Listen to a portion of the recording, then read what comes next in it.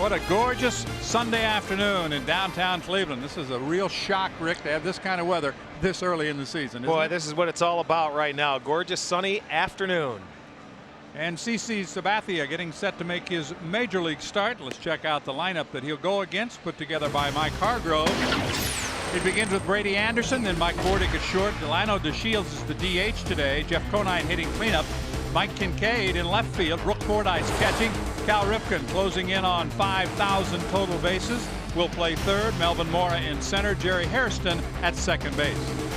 And CC Sabathia on the mound. The scouting report on CC: the fastball, slider, changeup. He certainly is a power pitcher. Can get the fastball up there in the mid-90s, making his major league debut. And CC, after you make this pitch, the wait is over.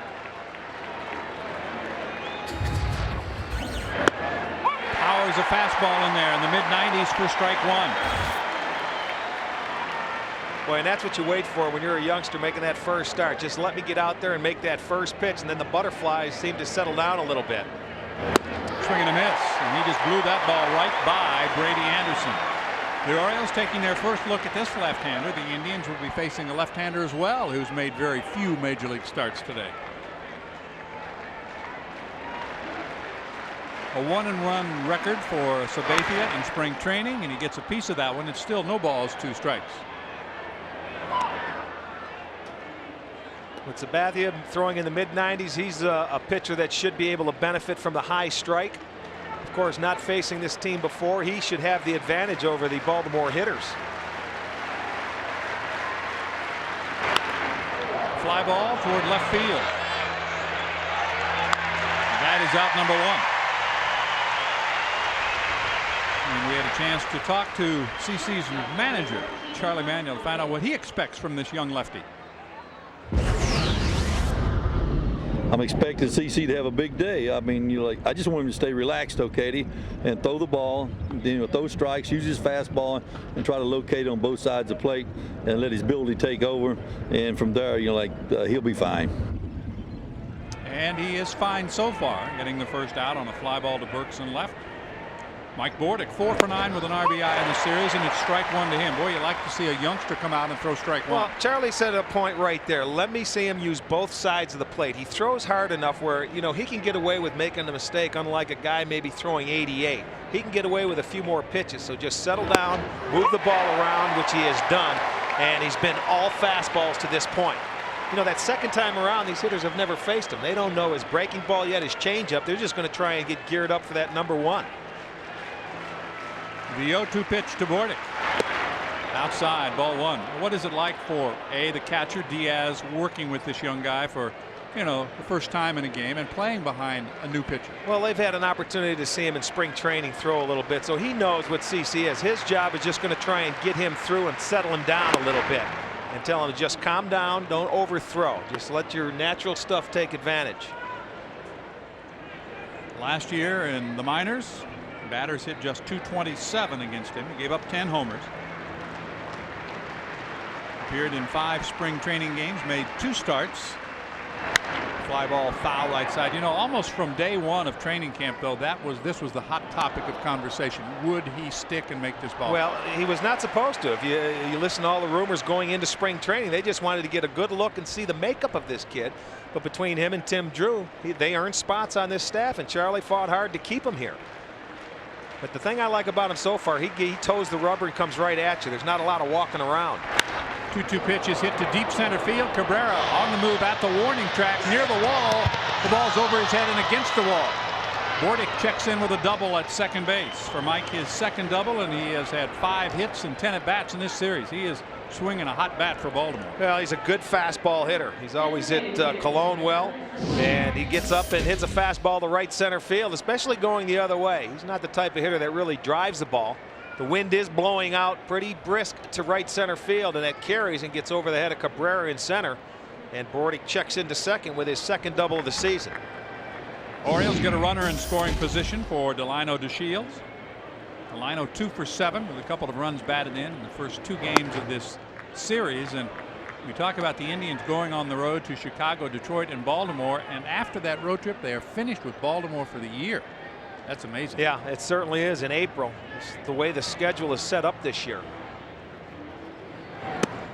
backs him off the plate with ball 2. I talked to Mike Hargrove about that, and he said, well, that's interesting, but he said, believe me, from my standpoint, it's not bad news. Well, they're going to end up playing their 19 games against the Yankees and Boston and teams like that, you know, they can dominate you as well. Well, their pitching has been outstanding so far in the young season. They have not scored very many runs and have not hit a home run this year. The Shields fouls it off, 2-1. One out runner at second is boarding. That's something that this Baltimore offense is going to struggle to do this year. They don't have one really legitimate power guy in that lineup. When you look maybe at a Jeff Conine, who's got a little bit of power, or a David Segui or something, but they're not really legitimate power hitters. And Albert Bell, of course, not with the Orioles.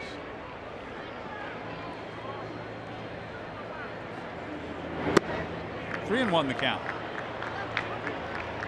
Sabathia from Vallejo, California.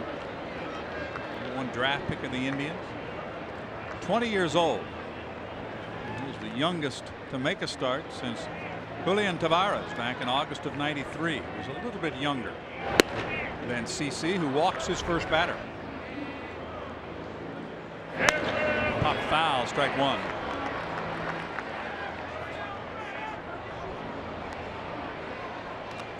Well, and CC has not messed around. It's been all fastballs to this point.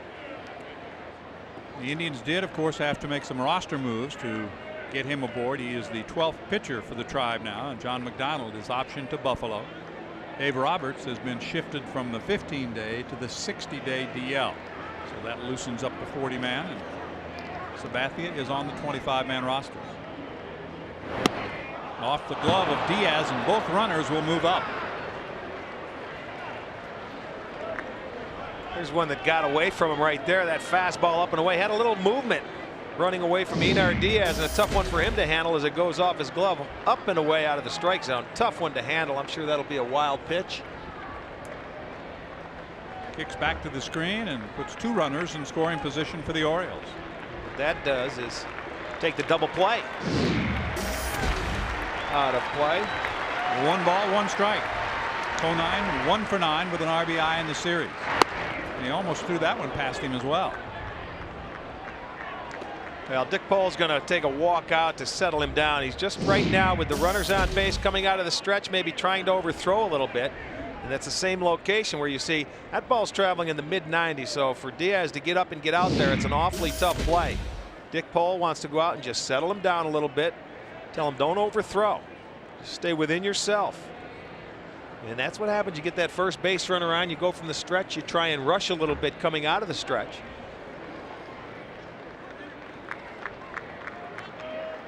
$18 pitches so far for Sabathia.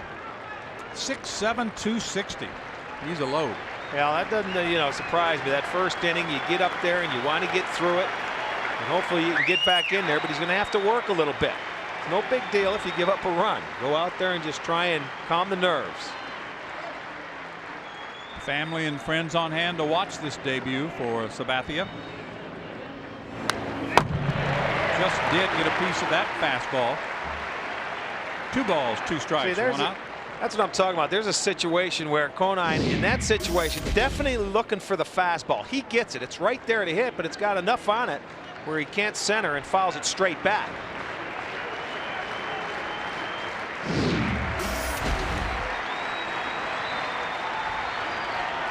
Two pitch coming up. Fly ball high and deep to left. Cordero back at the warning track near the wall, and this one is gone. The first home run of the 2001 season for the Orioles comes off the bat of Jeff Conine and takes Baltimore to a 3-0 lead. That one just kept going.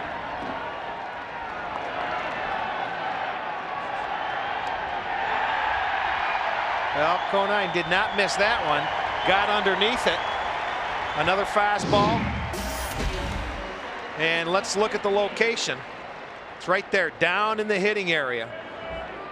Gave him a little bit of swinging room. He got underneath it, and a high fly ball like that with that wind blowing is going to carry a little bit. You'll see Cordero, as it gets into the seats, gives Baltimore a 3-0 lead, and you can see him shaking his head. He's upset, but don't worry about it, big man. Come back and just try and settle down. Kincaid batting for the first time. He is the last of those on the Orioles roster to play in the young season. Game number 6 for Baltimore. They're 3-2. Fouled back. And Sabathia quickly jumps ahead. No balls, 2 strikes. A couple of extra base hits for the Orioles. The double, the walk, the home run, and it's 3-0 O's. Well, now may be a good time to start letting him break out with a couple of breaking balls to show the hitters a little different showing of his pitches. Missing upstairs, went at 96 miles an hour. But he can get it up there. That's not a problem. He's got huge legs, and legs are very important to a power pitcher, aren't they? They certainly are. There you go. Tried to hold back, and they say he didn't go. Bill Wilkie down at first, denying the appeal. See, that's the count you get. He had him 0-2. He wanted to make a pitch, and then the 1-2 count. You get that breaking ball down and in. See, they're set up for one pitch right now. They're geared for the fastball. Here's the 2-2, and it is a fastball on the inside corner. Strike 3. Well, and the location in there where he was not able to hit that ball. Watch that. That was middle third of the plate going in. He's looking away. And when you see it, it comes in there right on the inside part of the plate. You can't extend the arms.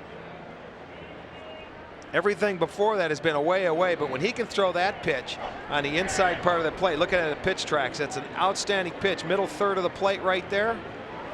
Tough to really pull a trigger. Fouled away by Brooke Fordyce. Brooke, the catcher today, 1 for 3 in the series. The Orioles facing Sabathia for the very first time. Cal Ripken Jr. moves out on deck. 2 outs, 3 runs in on the home run by Jeff Conine. Strike is called. 0-2. It's almost like that home run settled him down a little bit. You know that he gave up the 3 runs and he said, oh my goodness, now it's over. You just take a deep breath and you get back to business. Here's the 0-2 pitch. Fouled away. Still no balls and 2 strikes. Good crowd on hand on this Sunday. On a beautiful Sunday afternoon, let's take a look at today's game time forecast from Fox 8 News. Clear skies, mid-70s. Dick Goddard and Fox 8 News, the weather authority for all of Northeast Ohio. The one thing I like, this is the 4th batter that Sabathia has had 0-2 in the count. Down and in for a ball. 1-2 the count.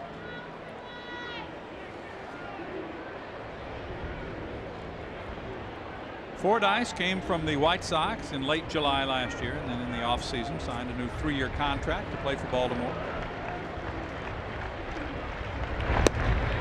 They are trying to move young people into this lineup. Albert Bell, of course, is gone.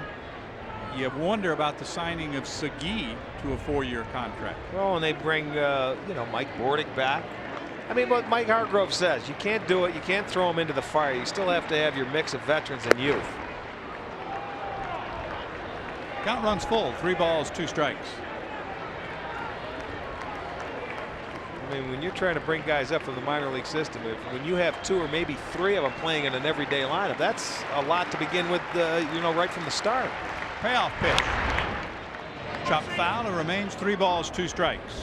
Anderson flied out to left to start the inning. Bordick doubled in the right center. Delano DeShields walked. They both moved up on a wild pitch, and then Conine dropped one into the bleachers and left. That's the difference, as the O's have taken the early lead. The only trip for Baltimore to Jacobs Field this year. Hit on the ground to second base. Alomar comes up with it, throws to Tommy, side retired. He's got all 4 pitches, a fastball, curve, slider, and a changeup. He will get hitters to chase the breaking ball after he sets up his fastball early in accounts, and he's about a 5 or a 6 inning pitcher because this is only his 3rd major league start. 603 appearances before his first start ever in the big leagues. Strike 1 to Cabrera. He made those 2 starts last year. Rick, and he won them. He pitched very well. He certainly did. It was a fill-in role in his first outing against Oakland.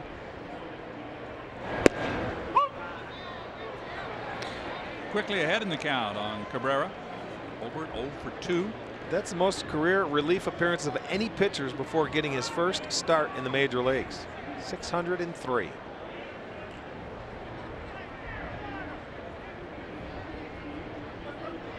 Cabrera appearing in his 4th game, 4 of the 5 so far, and there are the numbers that Rick was speaking about. 603 relief appearances, getting the start this afternoon, and it's sliced foul. Still 0-2 the count.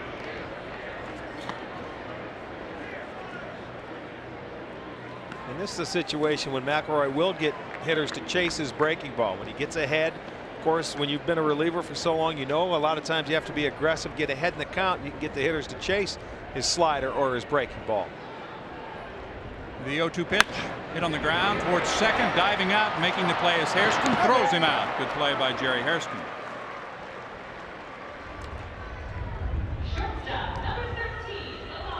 You're in a protect mode when you're down in the count 0-2, so Cabrera just tries to take the ball the other way, does a nice job, but Hairston, a nice play, comes to his knees, gets rid of it quickly, and plenty of time to get Cabrera at first. That's an easier play going to your left than it is going to your right on the backhand side. Still a nice play by Hairston. The Orioles will head on to Fenway Park in Boston after today. They will be off tomorrow and then open up a series against the Red Sox. Vizquel bounces it on one hop to Ripken, who was cheating it on the grass. 2 down. The Indians took a shot to win it, wound up losing in 11. Check swing foul down the right side. 1 ball, 1 strike. Well, you got to send him in that situation. You make a perfect throw as Anderson did, and they got the out. Ended up going on to win that ball game by 2. Robbie 0 for 8 in this series and 0 for his last 9 overall. Bounces it the other way. 1-2. Some of the changes the Orioles had to make right at the end of spring training is to put Scott Erickson on the DL. Matt Riley, a left-hander, on the 60-day DL. Alan Mills is on the DL. Also Luis Rivera on the DL. Bouncer up the middle, cut off by Bordick. The throw is in time. 2 nice plays on the infield for the O's.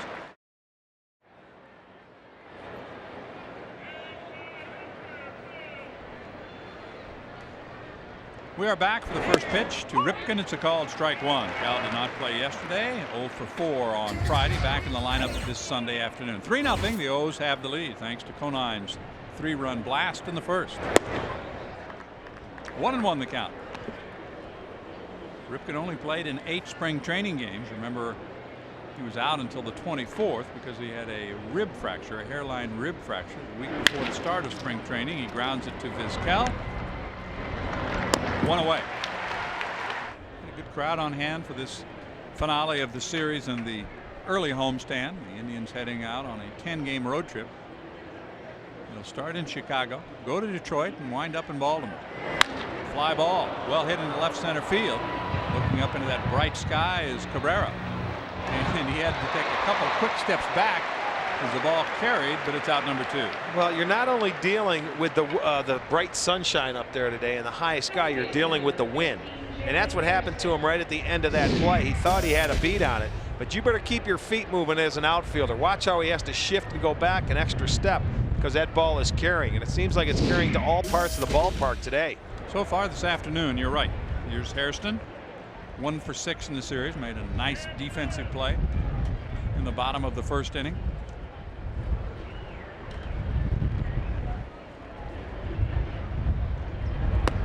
The opening day roster last year, but before he could play, he was sent down to Rochester.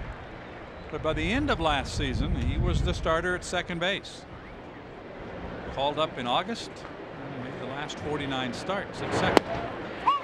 Now, I like what I see so far. Sabathia, 8 out of 9 first pitch strikes, and to me that's the key to pitching. 5 0-2 counts. Now it's just a matter of making those great pitches to put them away and bury them. 1 ball, 2 strikes. By the way, an update from extended spring training. Jarrett Wright, no pain, 75 pitches yesterday. Tomorrow, Charles Nagy will go 80 pitches. Maybe the warm weather, though, Rick, before we see one of those 2 guys back up here. I think what they want to see from Jarrett, and also I saw today where they felt that Jarrett's about in his first week of spring training. They want to see these guys throw 110 pitches on a consistent basis, not just once and then bring them up. They want to nurse these guys along with a slow pace, and when they come up here, they're going to be ready, which is very smart. And we'll have a chance to talk maybe to Mark Shapiro coming up here. Going to be the new general manager coming up in, I think, the 4th inning or so. The general manager in waiting, John Hart, announced that he will step down at the end of this season. Mark will be along to visit with us shortly. Swing and a miss. Second strikeout. This one swinging. He gets the side in order in the second. Juan Gonzalez will lead off for the Tribe here in the bottom of the second. 3-0 Baltimore. First pitch is lifted right side foul. Working its way into the club level seats. No balls, 1 strike.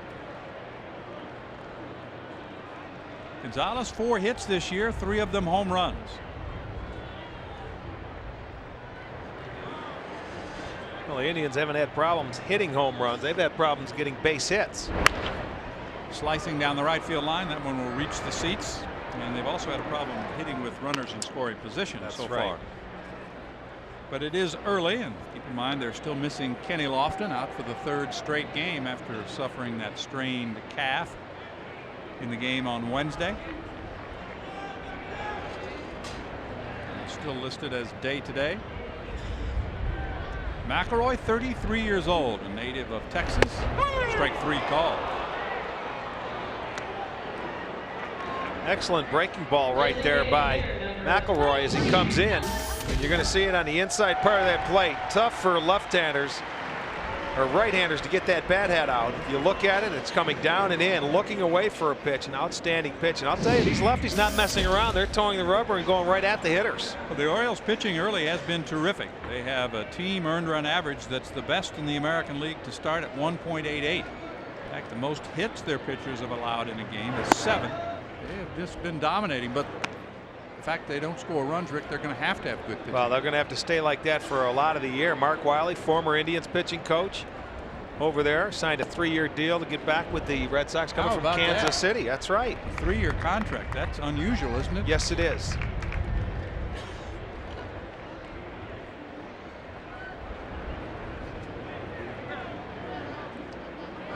Burks, a fly ball, well hit to center field. Back is Mora at the warning track, at the wall. It's gone into the Picnic Plaza. 3-1. Second homer in as many days for Ellis Burks. That was a no-doubter, Rick. Well, he had an outstanding day yesterday and just carries it over to today, hitting his second home run, gets the Indians on a board. And he can hit left-handers as well as Juan Gonzalez, but he gets a pitch to his liking and takes it to straightaway center field. He's got such a nice, short, compact swing. That looked like it might have been a little backdoor slider. And with the way the ball is carrying today, you could forget about it. Gets the Indians on a board, makes it 3-1. Swing and a miss by Jim Thome.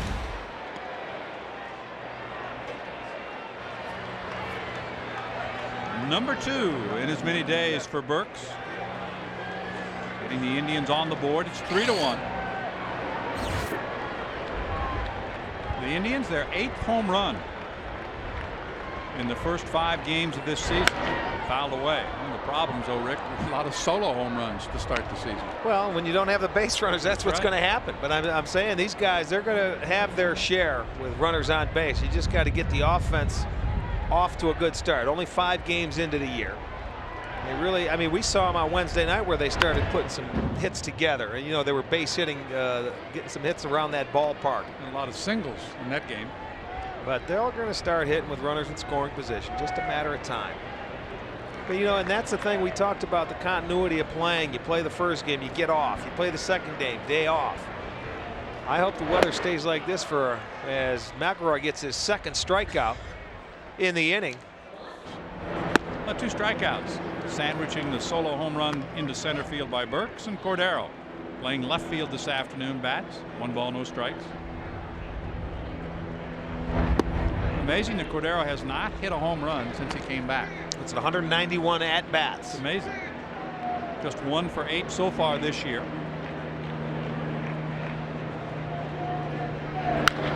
This one is popped up down the third baseline. Mike Bordick shielding his eyes into foul territory, and that will do it. That retires the side.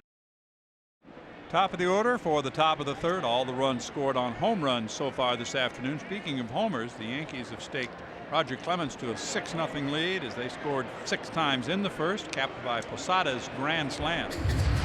And the Yankees quickly jumping on Toronto 6-0. Anderson flied out to the left to start the ball game. 0 for 1.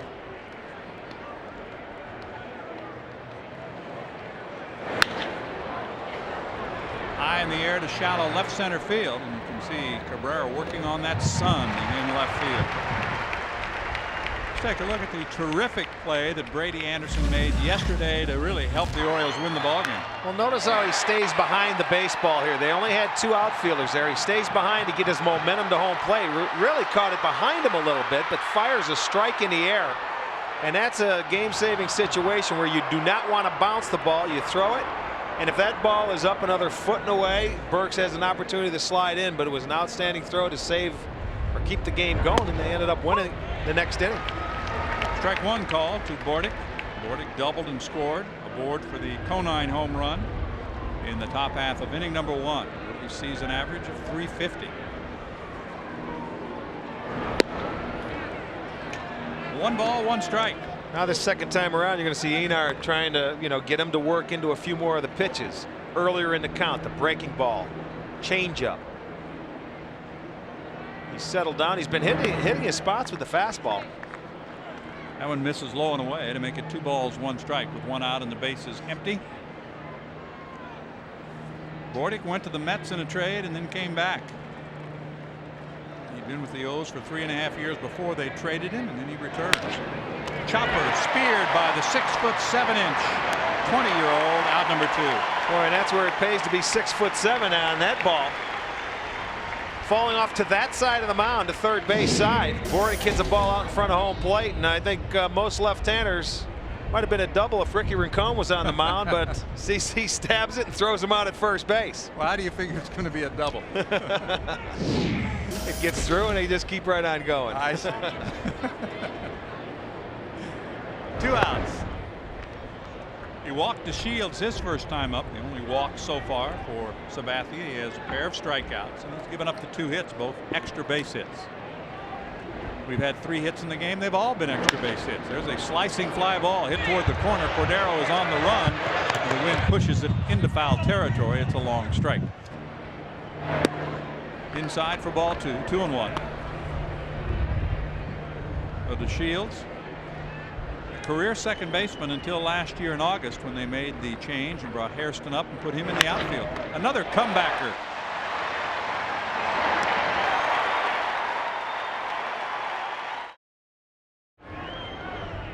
First pitch to Branyan is high for ball 1.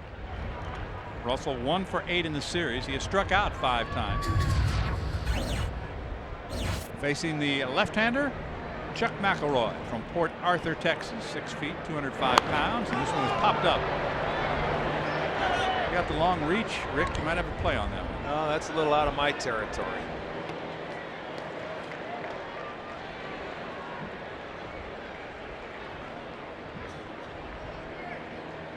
Russell off to a 3 for 15 start, and the Indians as a team batting only .221 in the first week of the season. That's a swinging strike too. So the bats have not really been part of the show yet for the Indians. Well, they will get there. I mean, I think of some of these guys now, really their swings are getting a little long, and trying to hit the long ball. And that's what they're going to try and do with Russell all year. Just keep that short and compact.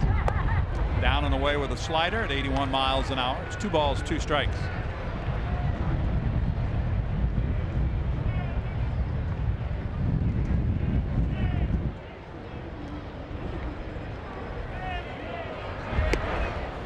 Breaking ball just misses. Full count, 3-2. See if he comes right back with another breaking ball and a 3-2 count with the left-hander. Doesn't give in. This is a veteran pitcher going against the young hitter. And he hits it hard on the ground to Hairston. On the grass, turns and throws out Branyan 1 away. Time to check in with a special guest. Here's Katie Pollock. Katie. Thanks, John. A little earlier we talked to CC, and he said he was a little bit anxious, but you can only imagine how his mom is feeling. Margie Sabathia in town from California. Margie, how you holding up? I'm barely holding. It's very nerve-wracking. What's going through your mind when he had the first pitch? What was going through your mind? Actually, the first pitch I relaxed, and then after that homer I got a little more nervous. So you just need to settle down. You'll be okay. Did you have any words of advice for him this morning? Yeah, we had a prayer together. We talked about Cleveland and Jacobsville, and he said, I'm ready. Now, you guys have a lot of friends and family. I think CC said he got 35 tickets. He's got quite a cheering section, doesn't he? Yeah, he does. Everybody's here for support from Vallejo, and just very excited. You guys have been waiting for this for a long time, huh? You know, actually, it don't seem like it's been a long time, but yeah, we have. Since Little League, everyone said, we knew it, we knew it. All right, Margie, thank you very much. Rick and John, back up to you. Thank you very much, Katie, and I think we might see where some of that size comes from. What a proud mama she is, having an opportunity to get all the way from California here to see her son start. And I'll tell you, after the first inning, has settled down nicely.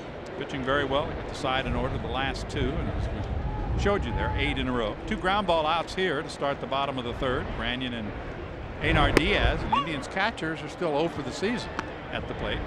Cabrera grounded out to second base his first time up. Nice play by Hairston, stretching out to his left to throw out Holbert, and he chops it foul. 0-2. So both times he's batted, Rick, he's been looking at an 0-2 count. He's done that to a number of the hitters in this lineup the first time around. Do you think the pitchers overall have the advantage early in the season? I do. Yes, I do. Especially if they're throwing their breaking balls for strikes.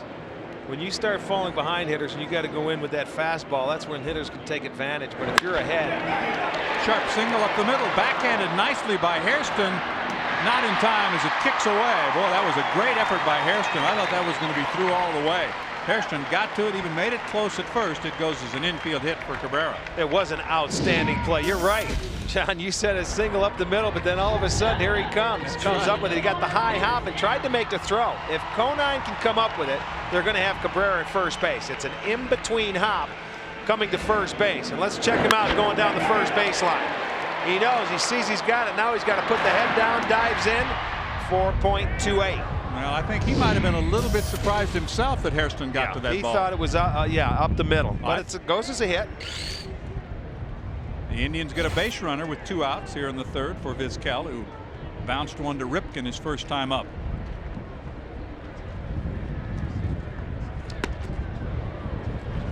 Oh, and 1 on Omar Vizquel. Omar 4 for 16 to start the season. Thus a 250 average. Of course, the averages early in the season go up and down like the thermometer at Jacobs Field. We had a near catastrophe up here, huh? Well, it's windy out there and it's blowing some of our doors open. And that knocked your telestrator askew. I think Mike was up here doing that. Oh, okay. He did it on purpose. 0-2 to Omar. Cabrera runs. It's bounced up there and he'll go into second easily. Well, a great idea on an 0-2 count to protect the hitter, and it was a breaking ball down in the dirt, so Cabrera steals the base easily. Just the second steal for the Indians this year. What a great pitch to run on 0-2. He's trying to get Omar, so you just take off and hope he doesn't throw to first base. Cabrera had a nice jump and gets his first stolen base of the year, second for the Tribe. Well, now the Indians have a runner in scoring position, but the Tribe 0 for its last 17 with runners in scoring position.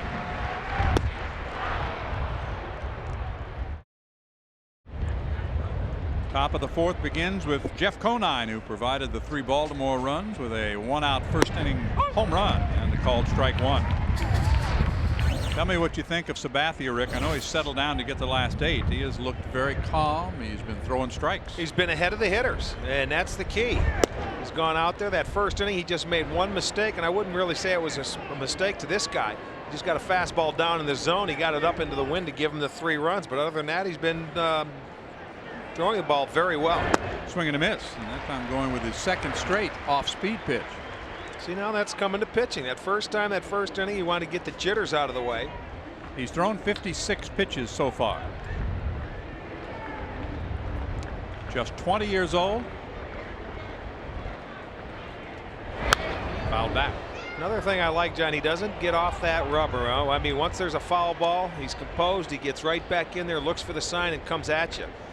McElroy doing the same thing. And any pitcher you can give it, it's much easier to get into a rhythm when you're on that rubber. You're not walking around grabbing the rosin bag. That is upstairs. The home run by Conine, the 4th he's hit in this ballpark. Well, he's like hitting in this ballpark in his career. He has a dozen runs batted in here at Jacobs Field. with the 3 he had in the first inning this afternoon. Missing low and away. Full count, 3-2. Sabathia has retired every batter he has faced since the Conine home run. We're in the top half of inning number 4 on a gorgeous mid-70s afternoon in downtown Cleveland, and Conine stays alive. Well, we got to send along a speedy recovery to Leonard Casa of Maple Heights. At open heart surgery is at University Hospital, so get well soon, Leonard.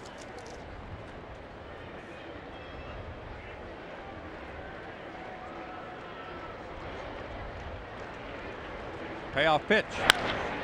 Pulled foul, and a speedy recovery as well to a native of Alliance, Ohio. Glenn Dawson, the Hall of Fame quarterback, underwent a double bypass last week. Many good friends of yours, right? We go back many years. Yes, we do. Guys. Yes, we do. The Alliance Aviators. He was very proud of coming from that part of Ohio. A drive down the left field line, and this one's going to hook foul. They got that home run stroke going today. I just think it might be time to call that slider on a 3-2 count. He did it early in the count, and then when it got to 2-2, 3-2, he's been pumping fastballs. So maybe you just change the speeds and back him off a little bit. Still 3-2. There you go. Second base, it's Alomar. The flip to Tomey by a step. 9 in a row retired by Sabathia. Well, let's take a look at the Lowe's home improvement of the day. Lowe's improving home improvement. And how about the improvement of Diaz? If the pitchers give him a chance, Rick, he's got a terrific arm. No question about it. He's very quick releasing the ball. And we'll have an opportunity on a daily basis to see Enar. But, you know, that's the one thing. The pitcher's got to give him a chance. And I think that holds true with any catcher in the game. Fastball, strike one. Now you see that was his job too on that 3-2 pitch. He realized that Conine was starting to time up with that fastball. You back him off. He threw him the breaking ball, a little ground ball to second.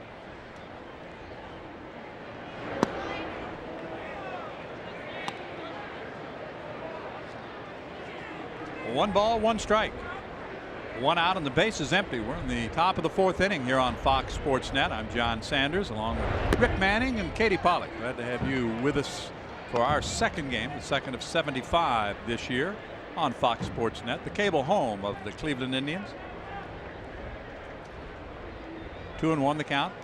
We'll be with the Tribe in Chicago and Detroit next week on their first road trip of the season. There's a strike call. 2-2. Last year a combined 6-9 with a couple of complete games and shutouts for Sabathia. That is bounced to the left side. Sabathia throws and Tomey makes the catch. I thought it went off his leg when it first left the batter's box, but it goes as an out.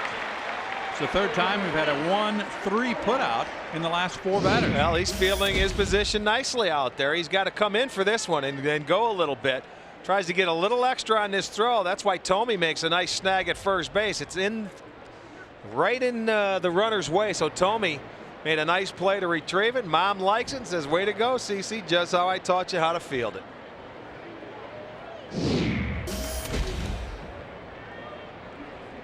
Ten batters in a row retired by Sabathia. Now Fordyce fouls the first pitch off. Brook grounded out to Robbie Alomar, his first time up. The Indians and the O's winding up the first of just 2 series that they will play this season. Amazing. Only 6 games between these 2 teams, and that's going to take a little bit of getting used to. Well, we're going to say that a lot, and then on the other hand, you're going to go into your own division and say, man, it seems like we play these guys every week. And you will be, just about. You saw the good first pitch strike ratio for Sabathia. He had a couple of balks last year. There's a fly ball well hit to right field. Back is Gonzalez, turns at the warning track near the wall. It keeps going. It's off the wall. At second with a 2-out double is Fordyce. 3rd hit for the Orioles. And all of them have been extra base hits. The double by Bordick, the home run by Conine, and then this double as this ball just carries to right. It's up into that wind. And if you're an outfielder, play deep and get to that wall as soon as possible. See, he didn't realize he hit a ball that far. Fordyce just slices it, and it gets over the head of Gonzalez, goes at the base of the wall. A nice job by Cabrera hustling over. You see, he can't believe how far that ball carried. You better play much deeper in the outfield. It's much easier to come in because the ball will end up coming out to you today. Ball 1 to Ripken. 2 doubles, a home run for Baltimore, 1 home run for the Indians. And the Indians have the game's only single. That by Cabrera. There's 2 out, a runner in scoring position. It's 2-0 on Ripken.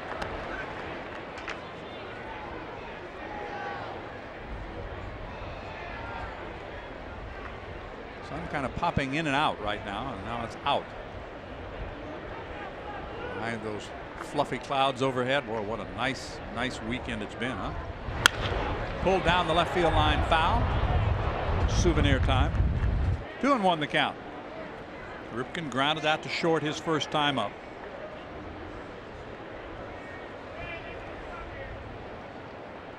I showed you right during the lineups that he is closing in on 5,000 career bases. This one is again pulled foul, and the count evens at 2 balls, 2 strikes. He needs 3 more. Talk about first pitch strikes. Here's a look. Boy, he's been pounding that strike zone early in the count. You like to see that. He's been very aggressive. A lot of them, I think almost every one has been fastballs for that first pitch strike, but it certainly helps you out. And he's had a lot of 0-2 counts, I think 7 to this point. So once he learns how to get that breaking ball in there, he can bury a hitter. Fouled back. You compare opening day lineups for the Orioles. A year ago, they had B.J. Surhoff, Albert Bell, Harold Baines, Will Clark, and Charles Johnson in their starting lineup. None of those guys are around this year.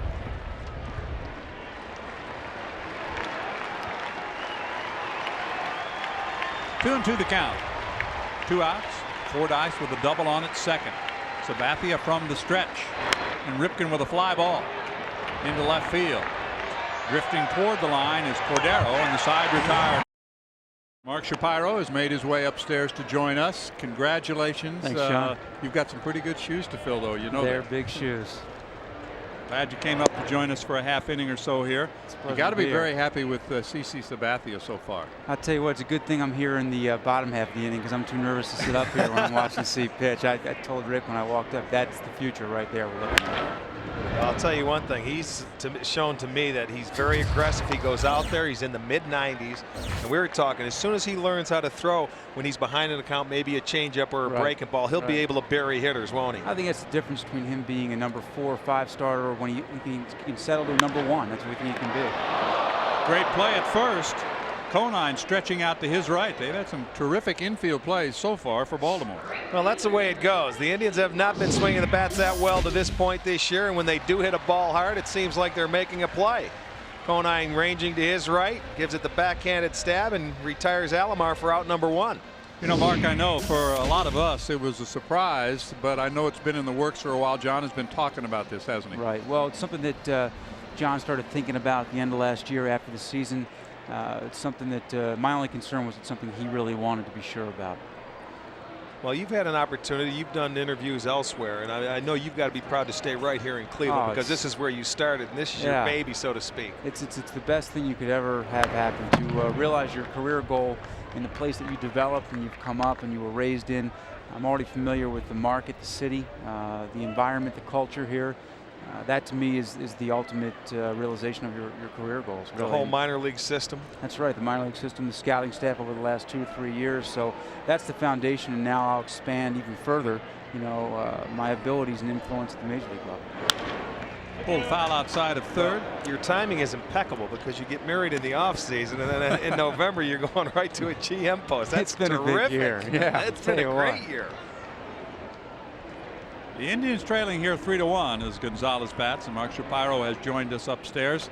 I know you're going to be working along with John, and he's still going to be hands-on and really running the show for the rest of this year, right? Well, this year it's going to be business as usual. My next 2 months are focusing on the draft right now, which is also the future of the organization, which hopefully will bear the fruits of 3, 4, 5 years from now. and then assisting John in every way possible, the way I've done the last 2 or 3 years. Well, how important is this draft going to be this year? You have a lot of draft picks after losing some Manny Ramirez and some sandwich picks in between there. How important is it going to be for the Indians organization? Well, I've given John Mirabelli a lot of gray hairs, calling it a pivotal draft about 53 times already, so I'll give him a couple more. At 5 picks in the first 51, we still don't pick in that top 10 range, you know, where you really can make an impact quickly, but we can make an impact. It just may take 3 or 4 years. I think in 2004, 2005, this draft could be, you know, one that makes a difference. We had a very good draft last year when you talk about position players that we've taken. Young position player draft, one that's going to take some time because there were a lot of high school picks, but they've all gotten off to good starts. We went really left-handed pitching and young position players last year. This year we're focusing a lot on starting pitching, which only because that's where the strength of the draft is. I think you've got to think, though, that your young pitching is really in pretty good shape. Now maybe it is position players you need to focus on. I do. You know, I'm really happy with the upper-level pitching prospects and the starts they've gotten off to in the minor leagues. But, you know, pitching is the toughest commodity to find, to acquire through trade, to sign free agent-wise. You can never have enough, and you can always get what you want when you have the pitching. So, well, best of luck. Thanks a lot, John. I don't want it to be about luck, hopefully. We're going to work as hard as we can to make sure there's as little luck as involved as we can. Really, what wasn't said in the press conference, that this entire thing was set up in order to get Rick Manning out of the booth and back into the dugout. Well, you know, they had Buck Martinez go out of there, but you just want me as a little outfield instructor, right? Get in. Anderson on the move. It's off the wall. Burks, who homered earlier, is at second with a double. Boy, what a great addition he is, huh? He is. He's a great addition from what he's brought to our team in talent, but even more than that, and what makes him more exciting to me, is this guy is the ultimate professional, high character guy. Talk about CC Sabathia. This guy's taking him under his wing. I read a couple of articles on there, and you know, in spring training, but this guy is putting a short, nice stroke on the baseball and hitting it where it's pitched. Yeah, last year when we were prepping out the bats available, not only we like his bat, but the premium that he brings as far as the makeup, character, leadership. You can't find those characteristics anymore. To have a veteran player like him is invaluable. And the one nice thing is that even though his knees are aching a little bit, he wanted to come to the National League so he could DH a little bit, so that also helped. Right, that does. We can provide him with that. We're in, you know, this 3-game series, DHs twice and plays the outfield once, and he's a good outfielder. Obviously runs the bases well. He stole a big base, scored from first in the double yesterday. He can still do things to impact the game on the field, but he's going to impact it in the clubhouse too. Tommy tried to hold up. Did he go around? No, says Chuck Merriweather. I want to ask you if you've noticed, and I know it's just the first week of the season, anything different in the umpires and the high strike to this point? You know, I have, but it's been sporadic that I've noticed it. You know, when I don't really bear down, that's when I think you can tell a difference. And there, every now and then, I'll say that's a high strike. There's been one game all year where I've noticed, without a doubt, I'm seeing high strikes definitely called. Every now and then, you know, besides that, it's been sporadic. Yeah, and I think it's going to depend on the umpire, too. I mean, you're going to have to get used to a whole new set of umpires because every umpire will have their own zone. It's hard for the umpires. I've talked to a couple of them down in the clubhouse, and you're asking them to change the way they've done their job for quite a long period of time and still maintain the things they've done well. That's hard to do. Well, I know, and it's going to take some time, and maybe a 2-year period for them to really get their own zone, I would think. I think so. 3-0 the count on Tommy. The pass ball moves Burks up 90 feet, and Tommy draws a 4-pitch walk. 2-out RBIs win games, right, Rick? That's my favorite hit in baseball. You get your 2-out RBI. It was the patience of Tommy, even though he should have went after the left-hander. That was the first walk from McElroy, and he's been aggressive. But Will Cordero, one of the reasons he's here is to hit against the left-handers. You got Russell now. Let's see if he's going to be a little more careful with Cordero, even though Branyan is on deck. Well, Russell, I think even with his inconsistencies, I've seen some improvements. I've seen some better things out of him this year. I see that there are more times with 2 strikes. He shows an intent to be a little shorter, to put the ball in play. It's going to be a maturation process for Russ. Hitting 7th or 8th, you know, we can certainly afford to have the strikeouts along with the home run. Absolutely. I'll take him any day of the week. I hear you. He's an athlete, too.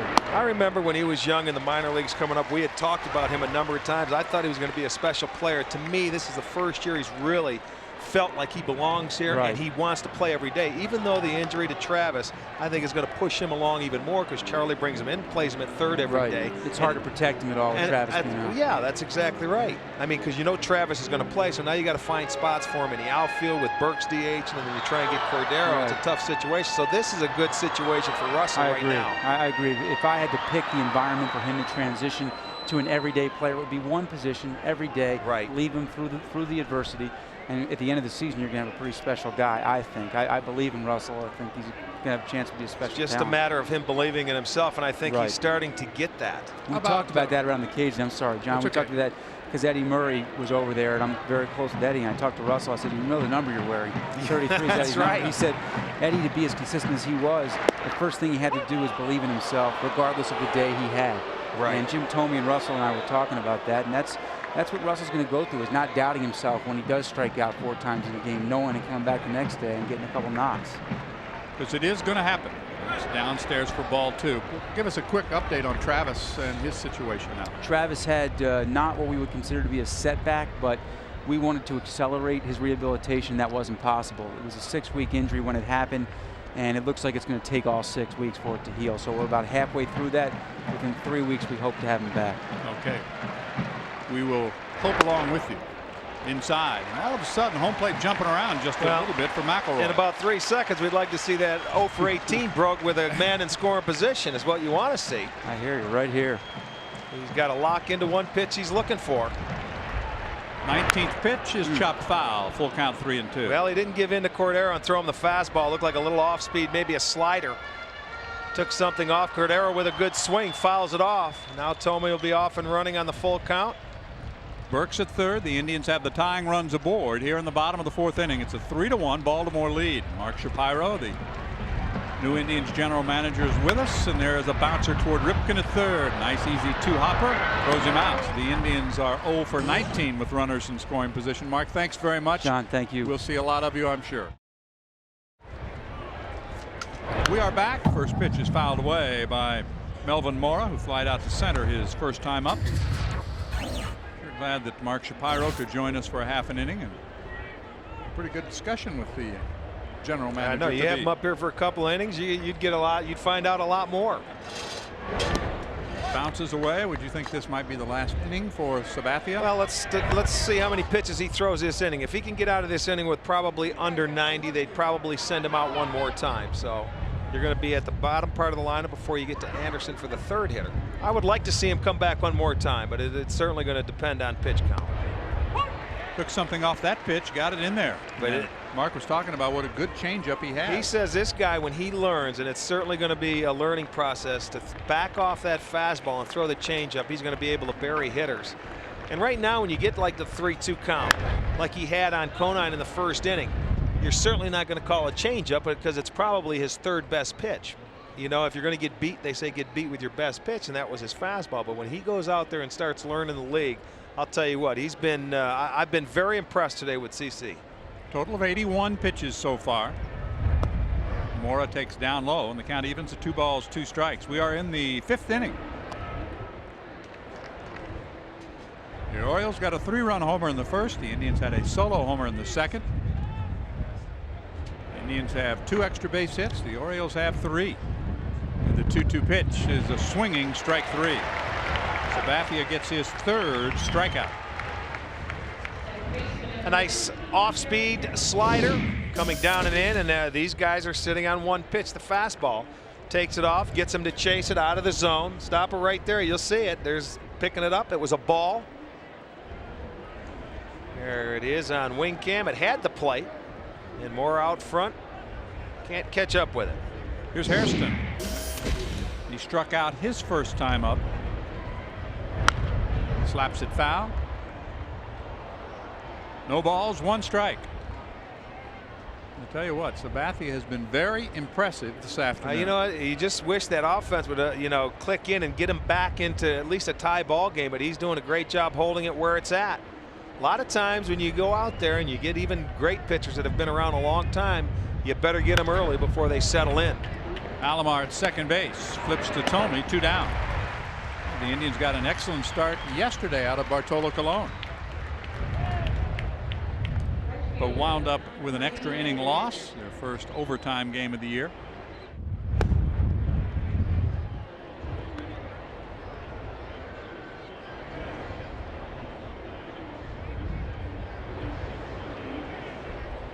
Two outs. Anderson is flied out to left, flied out to center. By the way, tonight is the finale for the Blue Jackets, their final That's game right. of the season. And Wednesday, I believe, are Stanley Cup time. And it will be here on Fox Sports Net tonight. I think the Blue Jackets had a pretty good year for their first-year hockey team. Thome plays it on one short hop, goes to the bag, and another strong inning by Sabathia.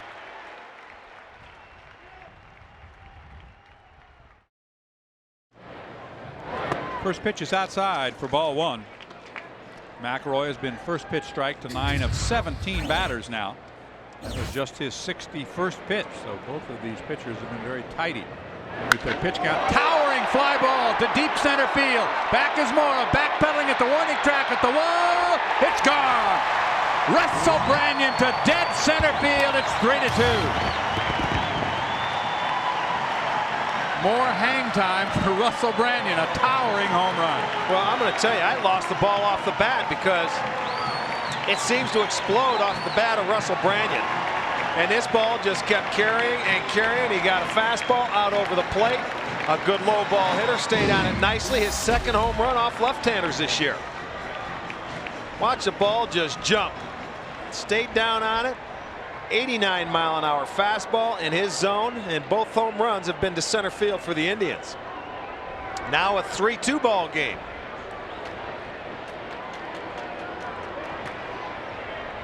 Well, give me a new ball. That's what he's looking for. That one's gone. Second one the Indians have hit into the Davy Tree Backyard Picnic Plaza area. Diaz still looking for his first hit of the season. He's 0 for 5. Out of Russell's 19 home runs here at career, 15 of them are right here at Jacobs Field. I think he likes this Something ballpark a little special bit. about this ballpark. Now falls behind in the count, 3-0. Just one walk so far for McElroy. That was Thome back in the 4th inning on 4 pitches. He's fallen behind Diaz, 3-0. Cabrera and the top of the order to follow. There's a strike.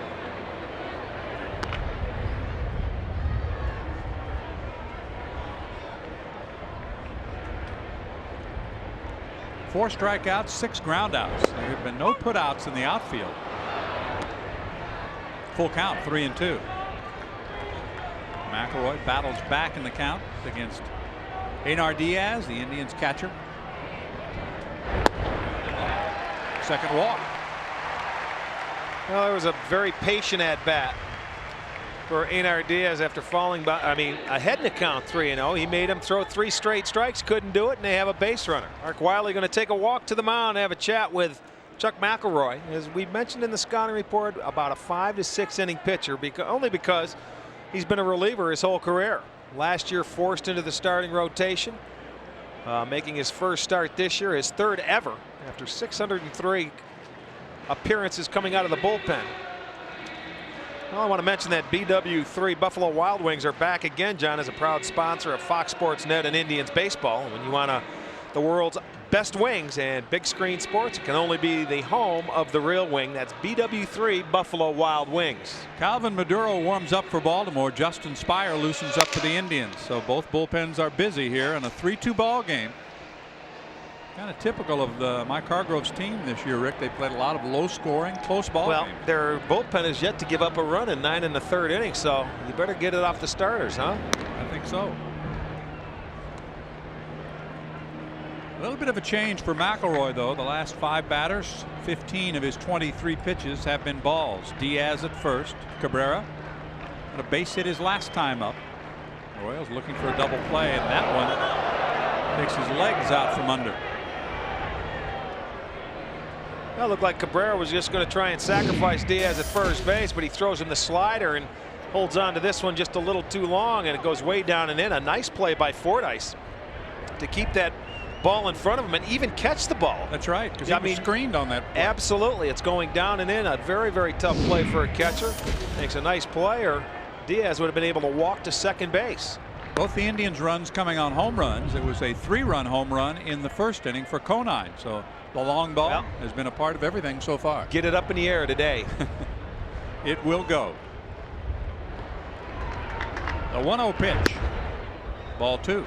Again, thinking about bunting, he had Ripken charging at first, or excuse me, at third, and Conine down the line at first. This sort of surprises me when you know the guy is going to try and sacrifice in this situation. You usually will let him get a fastball over there and go ahead and try and get the out.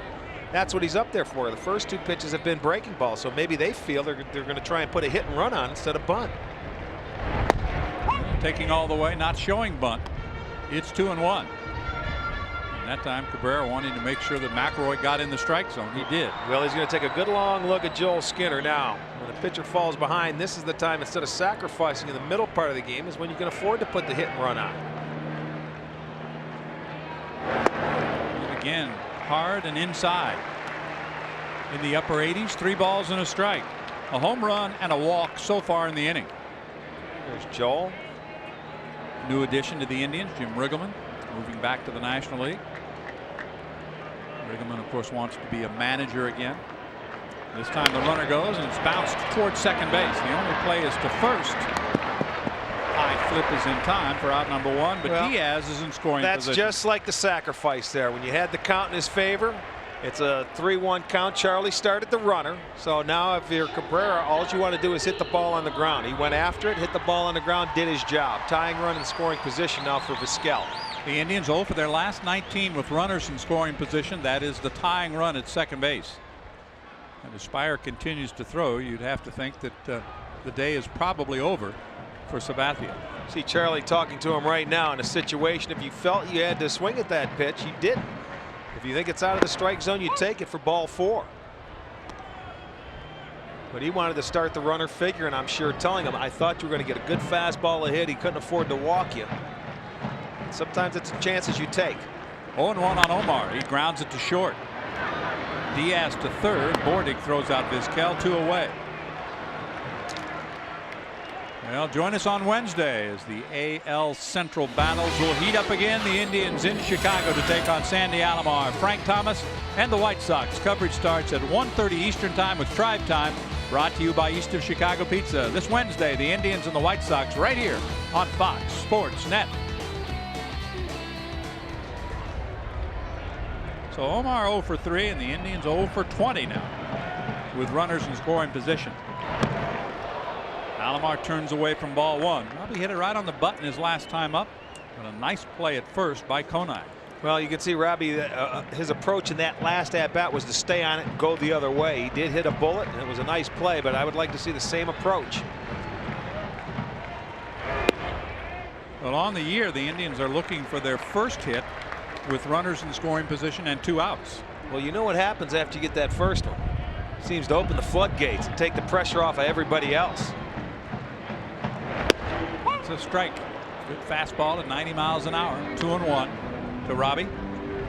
Diaz, who walked, moved up on a couple of ground outs, down at third, represents the tying run. The Indians got on the board on Branyan's homer to lead off the inning. There's a fly ball, well hit to left field. Kincaid back at the warning track near the wall, has room.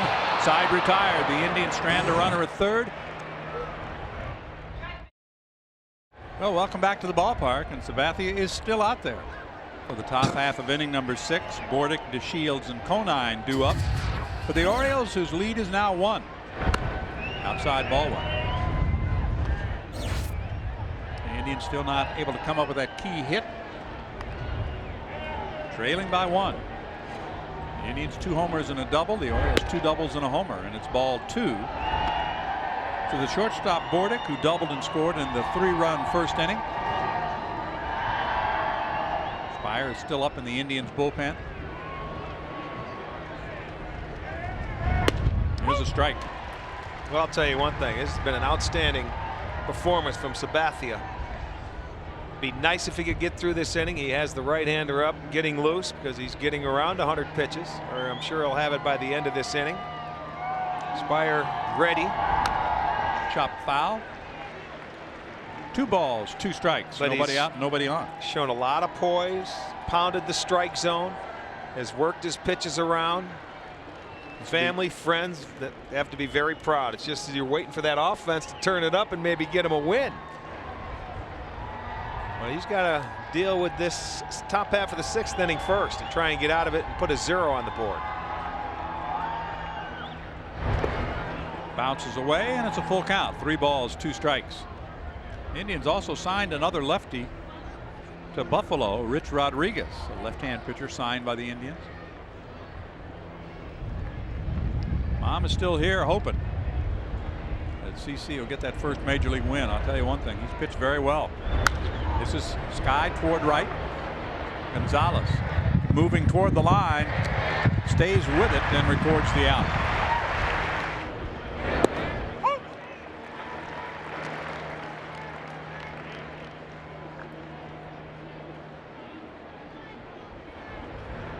Oh, and 1 the count. Strike 2. Sabathia continuing to pound the strike zone.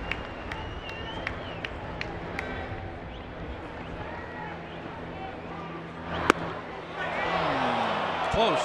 Well, Nana was ready to throw it down to third base. I'll tell you what, he had it cocked and loaded. He just didn't get the call from Brian O'Nora. There you'll see the side view. That's not too high. Popped up. Right side of the infield. Jim Thome glasses down. A little movement there. It was very windy up there, but Thome records the second out of the inning. The Orioles have had only 1 hit, the 2-out double by Fordyce, since their 3-run first inning. And Fox Sports Net would like to extend a very special hello and welcome to those of you who've joined us on Cox Communications here in Cleveland and Time Warner in Canton. Yeah, today's the day when you're out in the field playing defense, you keep the feet moving on anything in the air. You don't want to get caught flat-footed. That's when it's going to drop behind your head. Yeah, you're going to be running back. You're now backpedaling and that ball starts jumping with your eyes. Absolutely. You can get hit in the coconut that way too, can't you? Oh yeah. Looking up into the sun, the wind's pushing. I'll tell you, and that's the toughest thing to play in, I thought, as a defender, was the wind, because a lot of times if you want to call for a ball, you can't even hear the guy because that wind is taking his voice elsewhere. And it's some of the toughest conditions to play under is a strong gust of wind.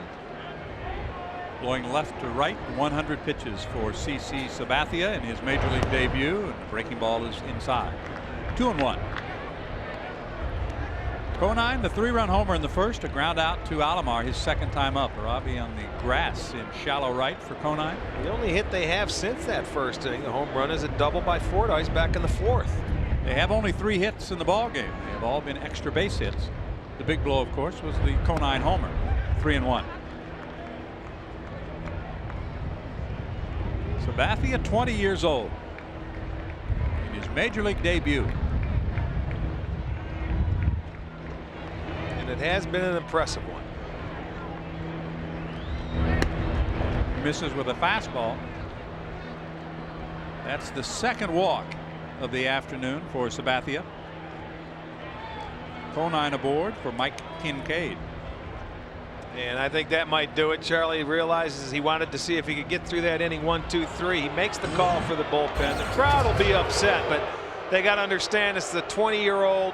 Don't worry about it. It was an outstanding performance. Now it's up to the offense to try and get that hook out of his mouth, because he would be on the line going out of the game 3-2.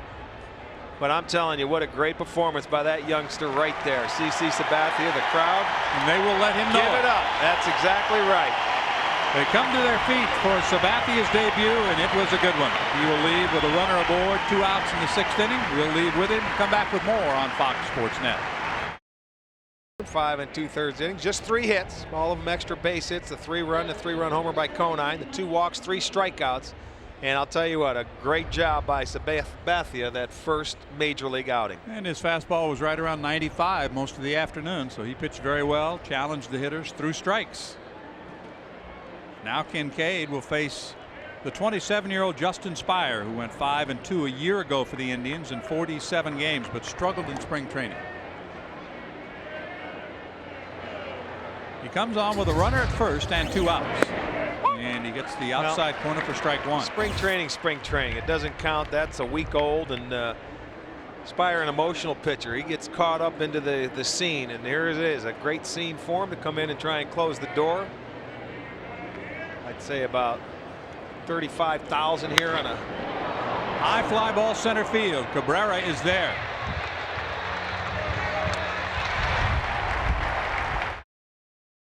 And the boys are back and down by a run as they bat in the bottom of the 6th inning. They'll face a new pitcher. I'll tell you, Chuck McElroy in just his 3rd major league start was terrific. He went 5 innings, 4 hits, gave up 2 home runs, but he leaves with a lead. It's Calvin Maduro, who the 26-year-old will come on. Well, he's appeared in 1 game this year, and their bullpen has not given up a run in 9 1/3 innings. He's pitched an inning and a third with a walk and a strikeout, and was on the disabled list a couple times last year with the sprained ulnar collateral ligament. It ended his season on June 22nd. So he did make a couple of starts for the Orioles, 15 appearances, no record, no wins or losses. He pitched in the Phillies organization prior to coming to Baltimore. Signed as a minor league free agent by the O's. And his first pitch is ball 1. Gonzalez called out on strikes twice in facing McElroy. 2 of his 4 strikeouts. It's great to be back at Jacobs Field, isn't it? Huh? We've got a liner down the left field line. It's a fair ball headed for the corner. Gonzalez around first. It's played off the wall by Kincaid. Gonzalez hustling towards second in with a double. So the Indians get their 4th extra base hit and immediately get the tying run in scoring position. looks like the first time other than Branyan's homer where they've been able to get that leadoff man aboard. Goes down and in and digs out that pitch down into the corner. Gonzalez gets his first double of the young season, gets into scoring position. That's the tying run for a guy that's been very, very hot with Ellis Burks. So he is in scoring position, the 5th time the Indians have had a runner in scoring position in the ball game. It'll be up to Burks, Thome, and Cordero if the Tribe is to get even here in the bottom of the 6th inning. 3-2 Baltimore. This has been another terrific game. I tell you, Mike Hargrove might have a lot more gray hairs if the season continues the way it is for him. Well, I'll tell you, he certainly cannot be upset with his pitching. His pitching has been outstanding. He may have trouble scoring runs this year. That will be the one problem. But hopefully he's hoping. They've had a lot of injuries right now starting this year, and he can't afford any more. I mean, that's tough when you're a manager. We went through it last year here when you have your pitching staff injured, and they have about 5 or 6 guys on the disabled list that he cannot afford any more casualties. And most of them are pitchers. Yes. But up to this point, he's got to be pleased the way the season has started. They just ran into a buzzsaw opening up against Boston. They faced Martinez, although they got a no decision. They didn't beat Martinez, but they beat the Red Sox. And then Hideo Nomo throws a no-hitter against him in the 3rd game. How about Pedro's got a no-hitter going today through 5. Boston leading Tampa Bay 1-0. Pedro trying to match what Nomo did. And on 4 pitches, the Indians have 2 on, nobody out. Burks draws the free pass. Jim Thome now. Time to get Jim Thome untracked.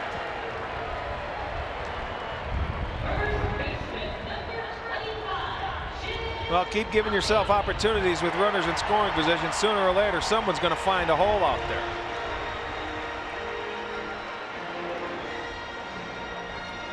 Jim walked his last time up, struck out swinging in the 2nd inning. The Indians 2 runs coming on solo homers, one by Burks, the other by Branyan, both to dead center.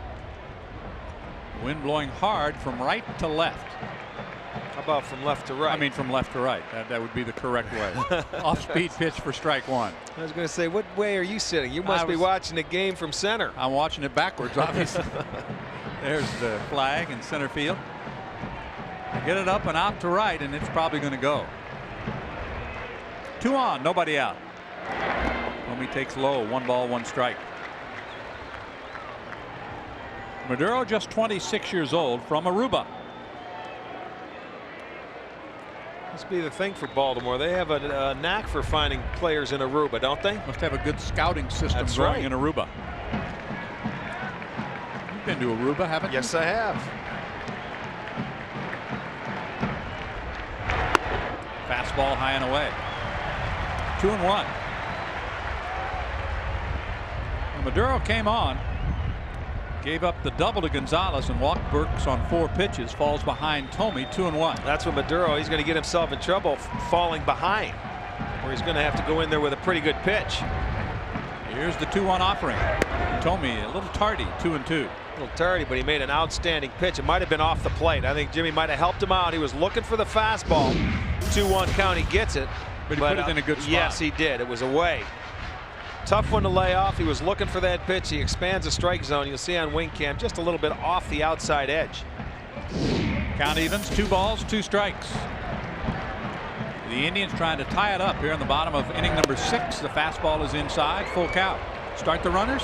Probably not. Huh? No. Not in this situation. You got a left-handed bat.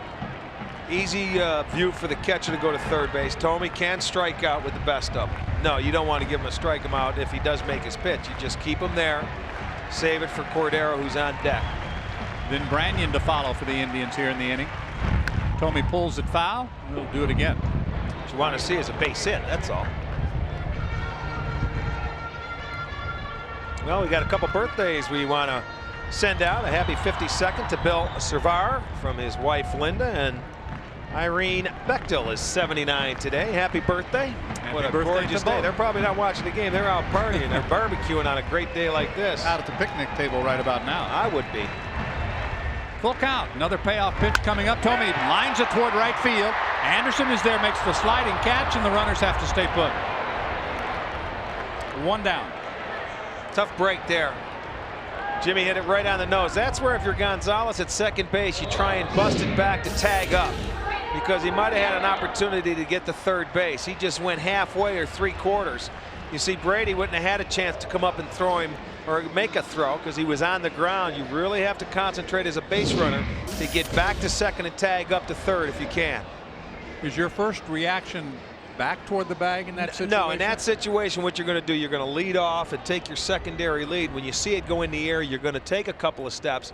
But once you realize he's got an opportunity, you try and bust it back to the bag and try and tag up if you can do it. I mean, see, he's shaking his head. It's a tough read out there as a base runner, but your good base runners will make that read and get back there and do that. And that's where it takes concentration. Colorado, San Diego later this afternoon. It's up to Cordero. Swing and a miss. You threw me a changeup. Okay, and you swung and missed. I did. I came up empty. Had the big cut. I said from now on you can do them all. It's your job. 0-1. The Indians still trying to find the key hit. That one catches the umpire. Both runners move up. Well, they catch a break there. I don't know if Fordyce was crossed up be a second fastball or that ball. It looks like it, John, because it was right there to catch. He was either crossed up there or that ball did more.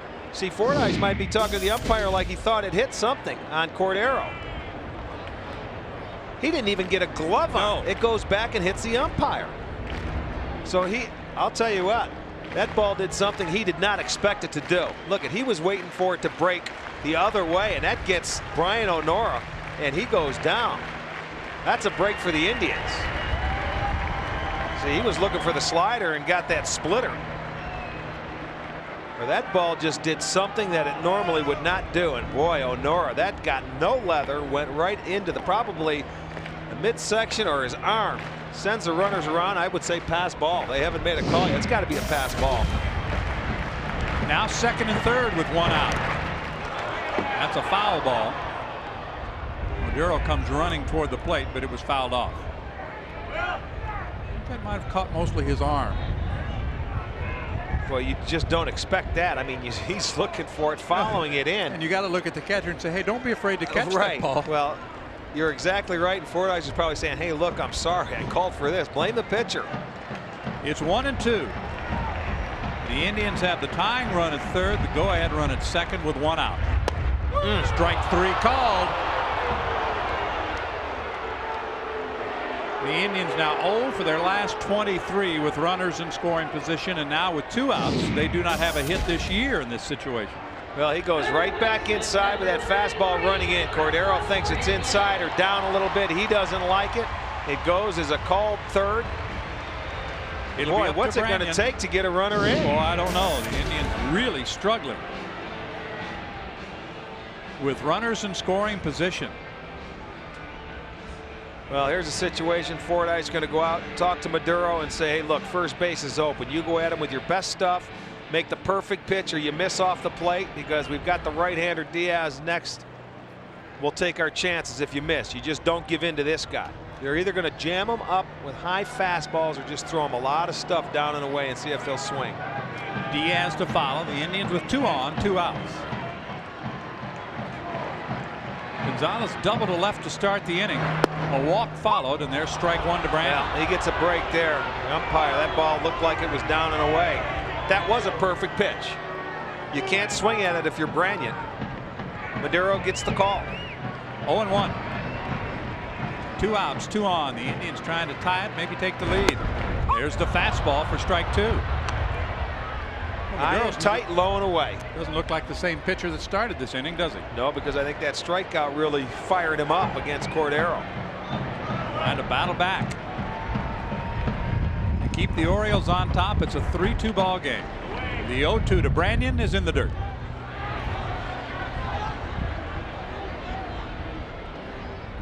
Let's go back to the last at bat by Russell Branyan, a patented towering home run in the hot zone. Well, you'll see it was an 89-mile-an-hour fastball from Chuck McElroy right in his hot zone. That's middle of the plate, about mid-thigh. Gave him some swinging room, and he hit it out to center field. Strike 3 called. He strikes out 2. The Indians strand a pair, do not score.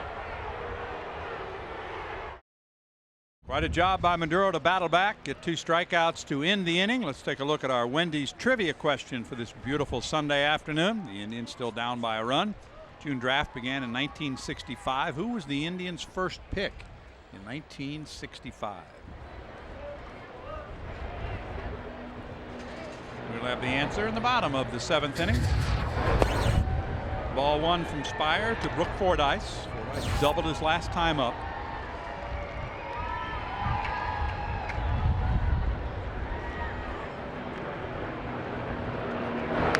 Fouls it back. It's 1-1.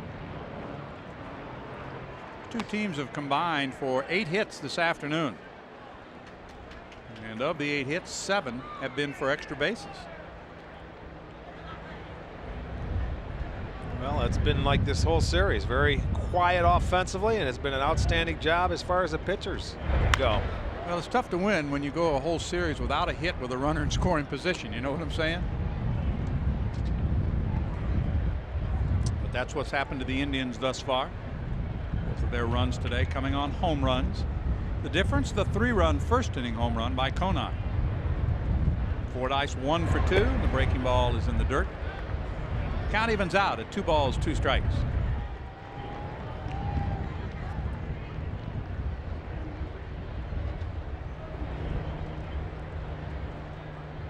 And the Indians hit the road to Chicago, Detroit, and Baltimore. First road trip, a 10-game trip in 11 days. There's a strike 3 call. First strikeout for Justin Spire. It's a nice tight slider. Started it at the hitter. Breaks over the inside part of the plate, and you'll see he was jumping back thinking it was going to be that fastball.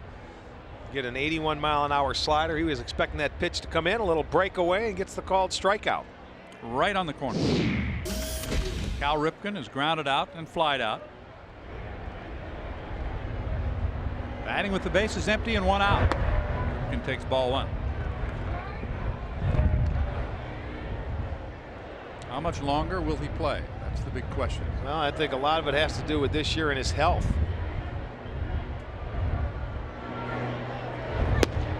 One and one.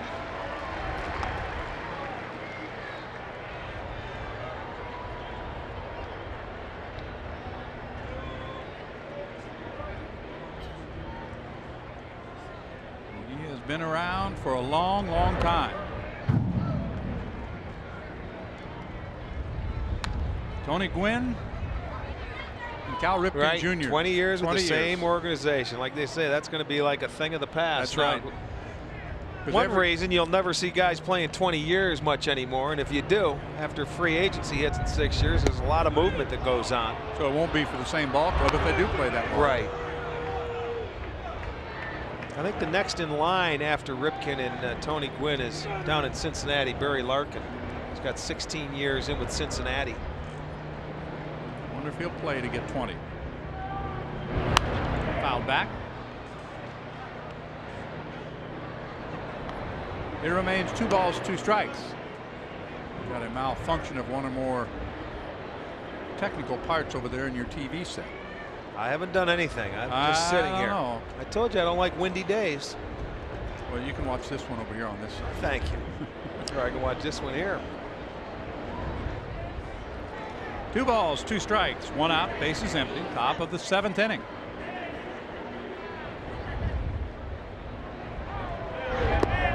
Misses with a breaking ball, full count.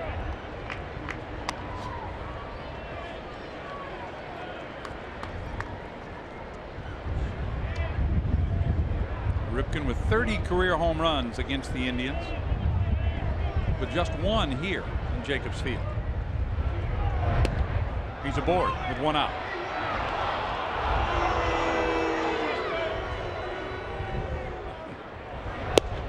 Ball 1 is outside.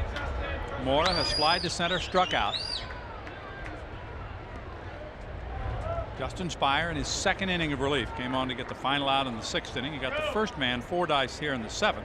Here's where you got to be careful now, because you can start the runner Ripken on a hit and run with this guy. Fastball, strike on the corner.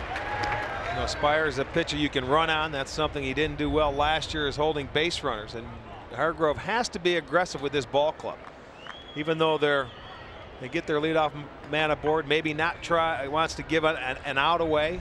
Try and be a little more aggressive. There he goes. He's running and it's fouled away. So you called it. Well, that's the way Baltimore has to play. And I know that's how Mike Hargrove thinks. That's the way the Indians team was when he first started becoming the manager, where they didn't have a lot of pop. You have to start runners. This is a guy that can handle the bat. He's been struggling getting it from Tom Trebelhorn, the third base coach. Moore has really gotten off to a slow start, has a tough time against right-handers, so you start the runner. You may have noticed that Jeff Newman, who was with Mike Hargrove last year, is not with the Orioles this year. Mark Wiley, who had gone to Kansas City, is with him as the pitching coach. Sam Perlazo, who spent a lot of times as a third base coach. There's a fly ball to center field. Cabrera racing back. Out number 2, and Ripken back to first. Well, we invite you to join us for Tribe Time, brought to you by East of Chicago Pizza. Half hour before every home and roads game, we will have Tribe Time here on Fox Sports Net, a feature on Einar Diaz, 60 Seconds with Ellis Burks, Indians in the offseason, all of that coming up on Wednesday before the game between the Indians and the White Sox.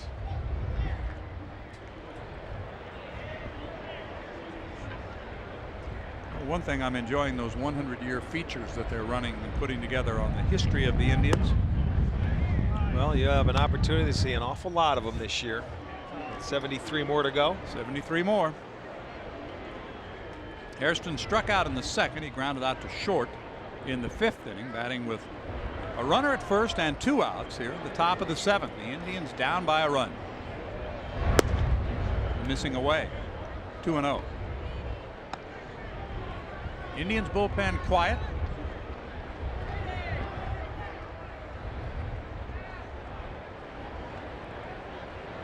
The Indians won on Friday 4-3, and the Orioles returned the favor in 11 4-2. This one has popped up. See if the wind is going to push it into the seats. I think it will. Back 4 or 5 rows.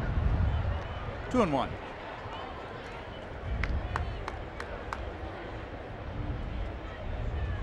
Well, Tuesday also, you know, we talked about talking with Mark Shapiro today as far as CC Sabathia. Tuesday night, Tim Drew gets his first start of the new campaign. Another youngster making the rotation out of spring training, who had an outstanding spring. I think when you go back to spring training, if you thought that the Indians would come out of there with 2 rookies in their rotation, you just said, no, not going to happen. I think you could have asked Mark the same question. He would have said no way before going into spring training. But that's what it's all about, the competition. They did bring a ton of pitchers to camp. And the one thing Charlie Manuel did say is that he wants to get a look at all the young pitchers they have in the organization. That's why they threw a lot of A games, because if they have a problem like they did last year, he'll know who to go down and call up, because he wants to see the makeup of these kids. Exactly right. And we saw good makeup today from Sabathia. Oh. A terrific first start. Down the right field line, that will work its way into the seats. It remains 2 balls and 2 strikes. See what Tim Drew can do on Tuesday. The Indians wind up that series on Wednesday before going to Detroit. Plus, we get an opportunity to see the new configuration in New Comiskey Park, where down the lines they've shortened it a bit, haven't they? Yes, they have. By 12 feet down the one line, maybe by as much as 15 feet down the other line. Not what you want to see against that offense. No, they can not swing the way the bats they can a little bit. Score runs. You're right.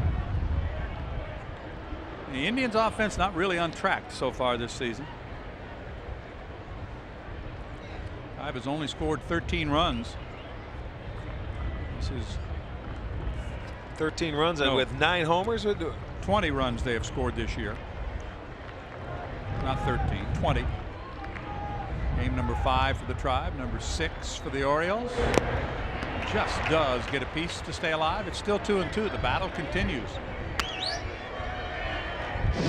Reaches out here, Hairston, and fouls off a very, very good pitch. Out of the strike zone, down and away. And boy, does a nice job just to stay alive. You see where Diaz is sitting on the outside edge. Tough pitch to get a hold of, or just a piece of to stay alive, and he does it. Jerry's dad played for the White Sox. The ball pulled down the left field line, foul. 13 to 14 seasons Jerry Hairston Sr. played. I played against his dad when he came up. As a matter of fact, his grandfather played Major League Baseball, and he had an uncle as well that played. So very good family, talented family as far as baseball athletes go. From August on, he found a home at second base for the Baltimore Orioles. Moving to Shields to the outfield. Tell you what, has made a couple of very nice defensive plays this afternoon. The O's defense has been terrific. Ripken running. Delayed steal. And he's out at second base. Pulled to third, and it passed a diving Cal Ripken. Diaz around first, on his way to second. And he's in with a double. Well, the Indians get their 5th extra base hit of the afternoon and immediately get the tying run in scoring position. Deja vu from the last inning. And I was just going to say, the catchers are on the board. Enar just hits that ball, and he loves to get those hard grounders down to third baseline. Just under the glove, you can see Ripken upset with himself. It did go off his leather. And that slowed it down. Slowed it down enough to where Enar can get into second base with the first hit for the catchers this year, an extra base hit, and boy, out of the 9 hits, 8 of them extra base hits in the ball game. The Indians 3 doubles, 2 homers. The Orioles 2 doubles and a home run. A 3-run first inning homer is still standing. It's the difference in the game. Little different situation here. Ripken wants to talk to Maduro because it's with Gonzalez instead of Burks at the plate. He has a feeling that Cordero here will be trying to bunt and move him over. So he's going to say, you break to the third base side. If it's hit hard enough, I'll take it. Well, but if you can get to it, I'll break back to third. Herbert bunts it in the air. It's dropped. But Diaz has to stay at second. Well, that's where you try and bunt the ball to the third baseline. You force it. If you have to bunt it a little harder, you make the third baseman field it. It looked like Holbert wanted to go to the first baseline, and Conine really charging in. Comes in, and then he was running so fast that ball hit off the heel of his glove. Maduro right there, able to throw him out. 3-1-4 on the putout. He looked at third, but there was no chance for Diaz, who saw the ball. No, that ball's in the air. You just go back to second base. You don't want to get doubled off. Now it's going to take a base hit. The Indians 0 for 8 with runners in scoring position today. And 0 for their last 25. Key hit's got to happen sometime, doesn't it, Rick? Well, you even want it even if you can break your bat. Yeah, that's right. But you want it deep enough where that run will score and tie the ball game up. Yeah, sooner or later it's got to happen. But that, I mean, when you look at this offense, you would say there's no way they can go 25 times without getting a hit with a runner in scoring position. But that's how they've started this year out. Vizquel takes another one. It's ball 3, 3-0. 1 out. Diaz at second. No sacrifice for Cabrera. He's out trying to bunt. Vizquel 2 ground outs and a strikeout. Taking all the way, and it's ball 4. Second walk by Maduro. answer the Wendy's trivia question about the Indians' first draft pick in the first draft. Good friend of ours. I was going to say a good buddy of ours who was a catcher. And I think everybody remembers 1970. How about Muley? Ray Fosse. Ray Fosse. There you go. Good draft pick there, wasn't it, for Yes, the very sir. first one? So He is now now the broadcaster for the Oakland A's. And he is one of the busier broadcasters. Does that mean he's lining up to manage? Well, from what Mark said today, I think so. Mark Wiley goes to the mound.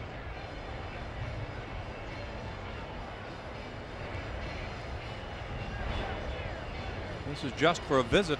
As of right now, there is nobody up in the bullpen. The Indians are getting Rincon up. Well, the Indians have out-hit the Orioles today 6-3. 5 of the 6 Indian hits have been for extra bases. 3 doubles, 2 homers, and the single. And of the 3 Baltimore hits, all of those are extra base hits. And Willis Roberts does begin to throw for Baltimore. So Well, Wiley to buy some time, because he just started. Right. So he is not nearly ready. Well, he'll take his time. And then There's Elrod back there, too. Elrod Hendricks. He's been in the Baltimore bullpen since he stopped playing, hasn't he? Yes, he has. I think he's been in the organization for about 40 years. Amazing. So the Yankees up 13-5 over Toronto. Plenty of runs for Clemens. Strike one. I'll tell you, after this guy has gotten in trouble, he's come out and made some pretty darn good pitches. It's amazing, isn't it?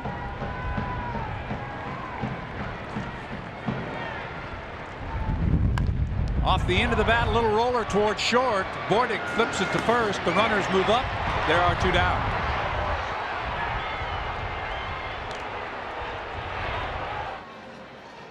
Nice play by Bordick, charging and throwing the runner out as Cal moved up, and no chance for Diaz at third. So Gonzalez doubled his last time up. He's 1 for 3, and that's going to do it. Apparently Roberts has got enough of his pitches in the bullpen that Mike Hargrove's going to go to the mound and make the pitching change. 25-year-old Willis Roberts makes his second appearance of this series, coming out of the Baltimore bullpen, and he'll be facing Juan Gonzalez. And to this point, you got to say Baltimore has done a terrific job. It's been 11 innings now since the season started. Their bullpen has yet to give up a run. This guy came in Friday's ball game and did a nice job. Has been around. Came over from the Detroit Tiger organization. Signed as a 6-year minor league free agent. Lives in the Dominican Republic. Willis Augusto Roberts, 6'3", 175 pounds. Juan Gonzalez doubled his last time up. Has struck out his first 2 time up. The Indians with 6 hits, the Orioles with 3. But the Indians still have not had the big hit this afternoon.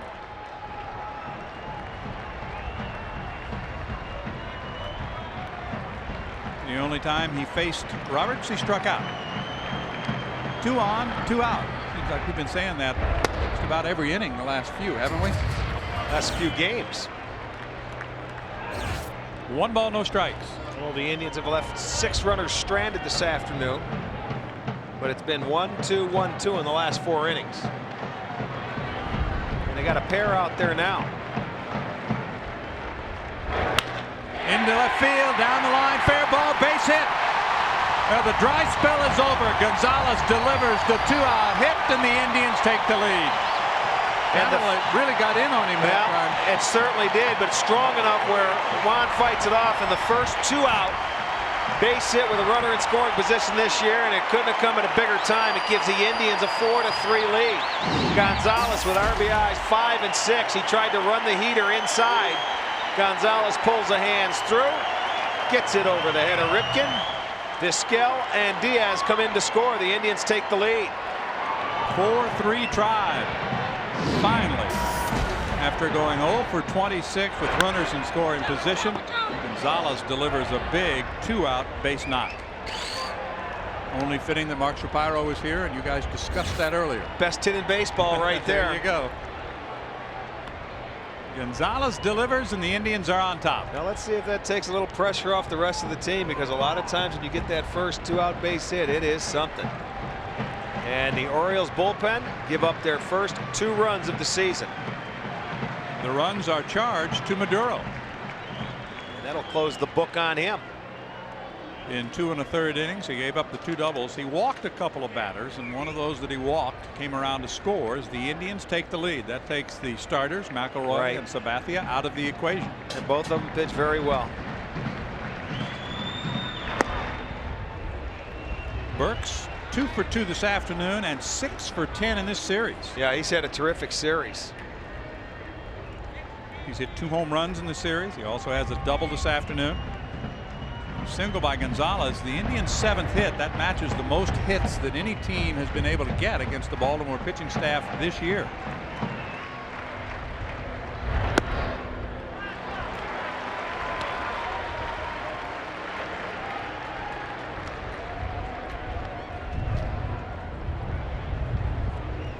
Gonzalez with 6 early runs batted in. Of course, Delgado, who had another 3-homer game to start the season. Seems like he does that annually almost, doesn't he? Well, he's got 11 runs batted in. 2-1 pitch coming up to Burks. 2-2.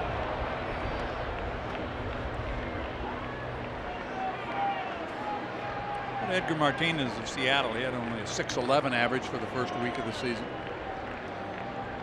And he wanted to retire at the end of last year. Quit. I know. Boy, when you can put up, they won't let him quit when you can hit like he can. They're gonna have to cut that uniform off him or glue it on him. They don't want him to take it off. Yeah. These are the players that say, "Hey, you have to cut this off of me." Boy, if Lou didn't have that guy in his offense after losing Griffey and then A-Rod back-to-back years, you can't afford to let Edgar leave. That's right, you can't. 2 balls, 2 strikes, 2 outs. Gonzalez at first. That's downstairs. Ball 3, 3-2. That's another thing. Burke's very patient, very good eye at the plate. Rarely do you see him swing outside the strike zone. Hits with that slightly open stance and closes it up when that pitcher comes to him. And going to be a terrific addition, as we heard Mark Shapiro say, in that clubhouse and between the lines. Payoff pitch, and he strikes him out. Big blow by Gonzalez to give the Indians the lead. 4 runs, 7 hits so far for the Tribe. Hairston, Anderson, and Bordick due to face a new pitcher as Paul Shuey comes on. Shuey appearing for the 3rd time. Giving up a hit and a walk in a couple innings. Also struck out 3. And it's ball 1. Shuey, born in Lima, Ohio, 30 years old now. Signed a new contract in spring training. Gets the call. Strike 1 on Hairston, who's grounded out, struck out. Hairston was at the plate when Ripken was thrown out on the delayed steal to end the 7th inning. Top of the 8th.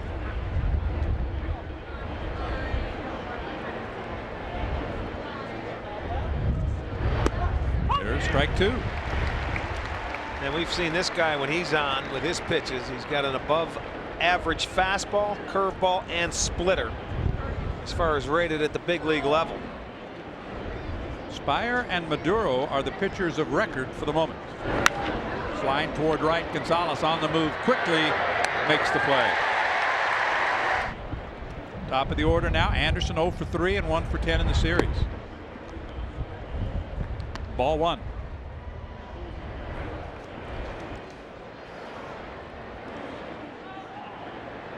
Shuey a year ago appeared in 57 games. 4 and 2 for the Indians. The bouncer is foul between Eddie Murray and first base bag. So again, I want to remind you that BW3 Buffalo Wild Wings are back again as a proud sponsor of Fox Sports Net and Indians baseball. When you want the world's best wings and big screen sports, it can only be the home of the real wing, BW3. 1-1 pitch, lifted in the air, left side, and in the seats. The magnet schedules handed out today. The Omar bobblehead dolls yesterday, and a lot more to come as we go along this year. And the last time the Orioles will see Jacobs Field in 2001. But you're right, we've got about what, 6 more bobblehead days. 2-2 the count. I think 7 or 8 firework days. Your favorite, Friday nights. And I'm sure we'll be here for most of them on Friday nights. We've got one coming up at the end of this month, don't we? Strike 3 called. Nasty hook right there by Paul Shuey. 77 miles per hour, and I mean the bottom just drops out. Here you go. You're looking for that splitter down and away, and there it is. A nice tight breaking ball. Check it out on Pitch Tracks. Goes right down, hits right into the zone right there. He's looking for the ball to maybe a splitter down and away. It starts coming into you. Dandy of a curveball. Bordick a double in 3 trips this afternoon. Fastball is high.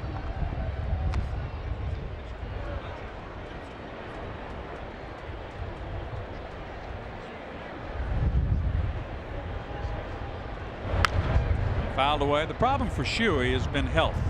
He was on the DL in 94, 95, 97, 3 times in 97, 98, 99, and last year. All the hip surgery last year. And you know, here's a guy that when mechanically he's got everything going, he's unhittable. But with the way he throws and he steps out, he can get out of whack in a hurry. But not this inning. Right at home plate. Shuey has a 1-2-3 top of the 8th. Beautiful day in downtown Cleveland. It's a 4-3 Indians lead as the Tribe bats in the bottom of the 8th inning, and they will see pitcher number 4 as they go to the left-hander Buddy Groom out of the bullpen. Groom, a 35-year-old, 6'2", 207. Left-hander for Mike Hargrove, appearing in his 4th game. Gone a couple innings.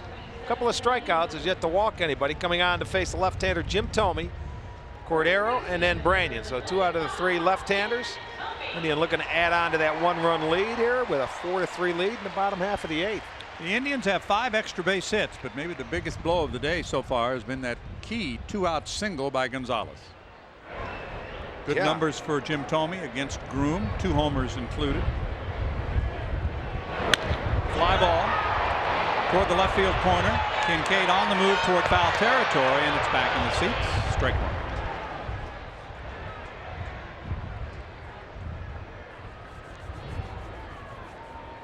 The Indians trying to make it 2 out of 3 against Baltimore and finish with a 3-2 mark, a winning homestand before they go to Chicago, Detroit, and Baltimore.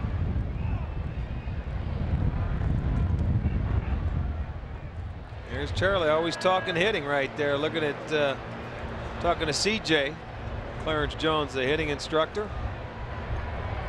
Probably at the approach Jimmy's taking, the way he's swinging at the left-hander.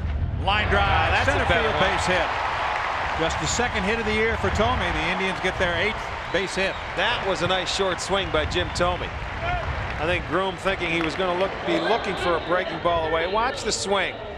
Stayed in there and just goes with the approach.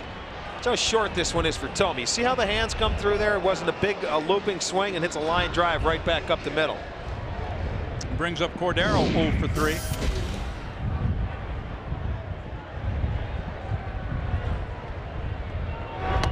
Fastball up under the arms for a strike. Cordero has popped up to short, grounded to 3rd, and been called out on strikes. The Indians have stranded 7 runners. The Orioles have left just 2 aboard in this game. 1-1.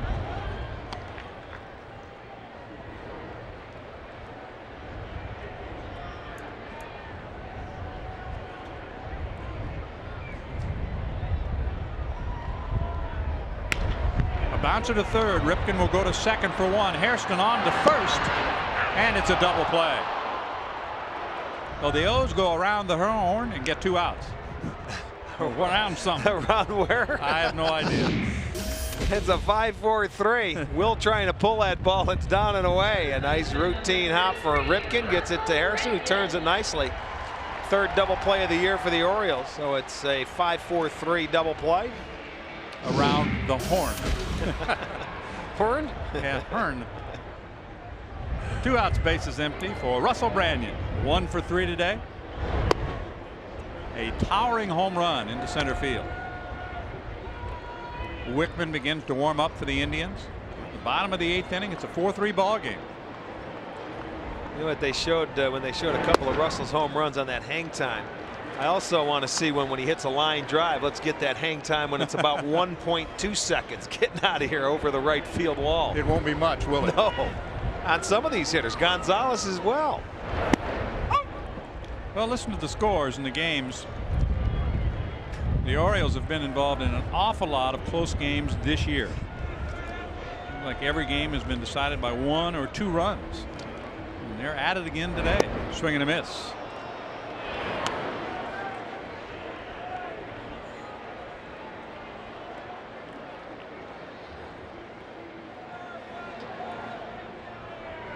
Friday, the Indians won 4-3 in extra innings. The Orioles won 4-2 yesterday, and it's 4-3 here. Branyan swings and misses, down on strikes. 4-3 Indians lead. This is the lead they had on Friday night when Bob Wickman came in to pick up his first save. He'll go for number 2 right now. After a good inning by Paul Shuey, a 1-2-3 inning. Wickman appearing for the 4th time. Does have the save coming Friday night. No hits, a walk, and 2 strikeouts in 3 innings. Coming on to face a 3-4-5 in Mike Hargrove's order. That's DeShields, Conine, and Kincaid, the schedule hitters. The Orioles, we mentioned what they've done this year in terms of this is their 4th 1-run game. They've also been involved in a 2-run decision, winning yesterday. So almost every game Baltimore's played has been low scoring and decided by 1 or 2 runs. Mike talking to his bench coach Sam Perlazzo, who was the 3rd base coach last year, and he had Jeff Newman on the bench. Jeff, of course, was with the Indians here for years, and now they brought Tom Trebelhorn, former manager from the Brewers and the Cubs, who's the 3rd base coach. So they're talking strategy, see if they can get some base runners or something going. DeShields scored in the 1st when he walked and was aboard for the Conine home run. Since then he is grounded out and popped up. Officially 0 for 2. And that's what he is against Bob Wickman. Pitching the 9th for the Indians. Bouncing ball towards second base. Alomar on the grass, 1 out.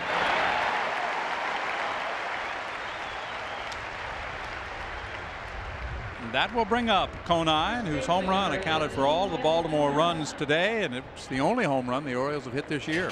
They've had only 1 hit the rest of the ball game. Not a double by Fordyce back in the 4th inning.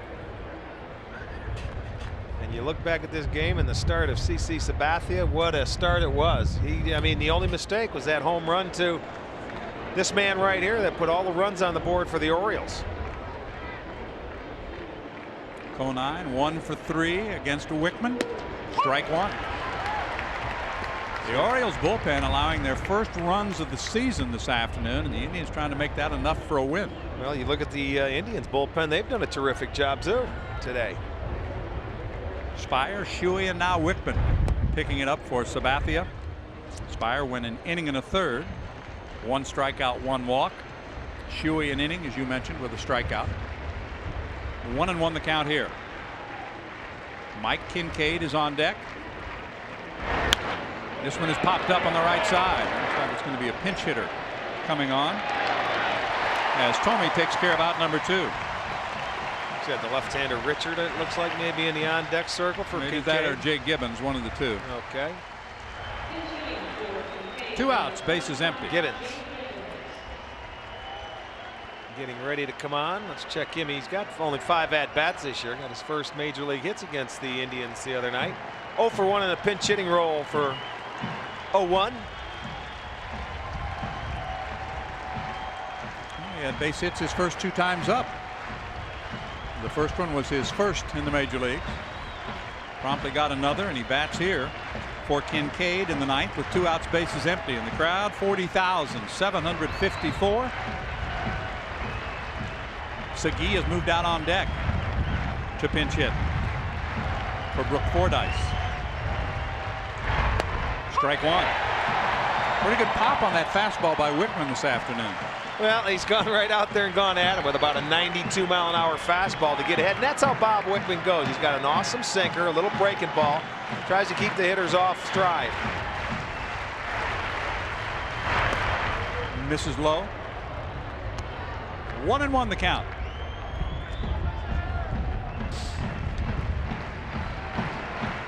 Finley and Eldred will hook up again tomorrow, their 2nd meeting of the year in Chicago. The an 8:05 start. Cleveland time. Leans away from ball 2. Tim Drew makes his first start of the season on Tuesday, and Dave Burba and Jim Parquet will match up on Wednesday. We'll have the finale of that series right here on Fox Sports Net. And remember, that is an afternoon game. Drive time at 1:30 Eastern. The game at 2. 3-1.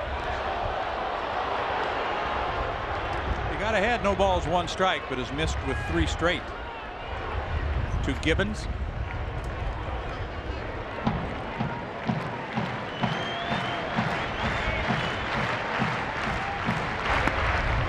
And on 5 pitches, a base runner. The tying run is on, and Segui will get to come to the plate. Just the 4th walk by Indians pitchers this afternoon. Sabathia walked 2, Spire 1, and we'll have a pinch runner.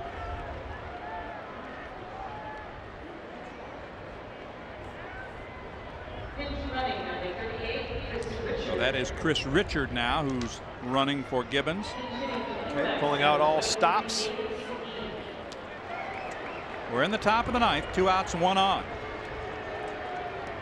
And David Segui, hitting 118 on the young season, gets a chance to bat against his former team.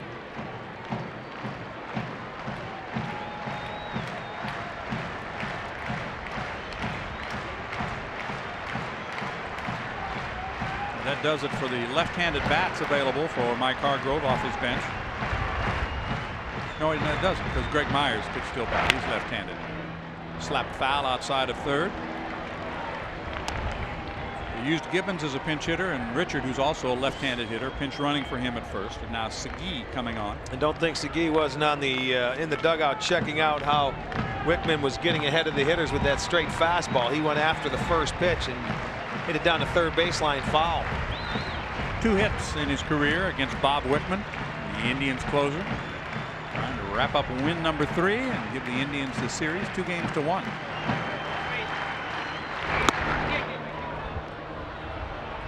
High and tight. It's 1 ball, 1 strike.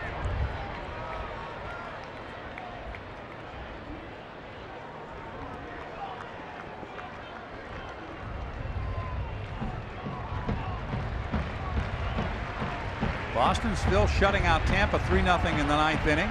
Detroit is beating Chicago 3-0 in the 6th inning. Kansas City has the lead in the 9th or at home against Minnesota. Segui with a bouncer, foul. 1-2. Pedro's no-hitter gave up 2 hits. Okay, he had a no-hitter through 5. Now you want to keep an eye on this runner here with 1-2 count. You just don't want to forget about him. The Indians fans, 40,000 plus, come to their feet.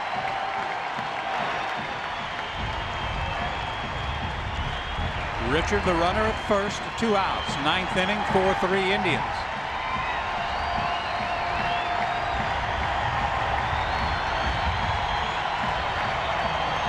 The Indians got the winning run in the 7th inning on Friday. They got 2 runs in the 7th inning on a 2-out hit by Gonzalez to take the lead today. Segui against Wickman. Strike 3 called. The ball game is over. Wickman gets his 2nd save of the weekend. The Indians make it 2 out of 3 against the Orioles. The final this afternoon. The Indians 4 and the Orioles 3.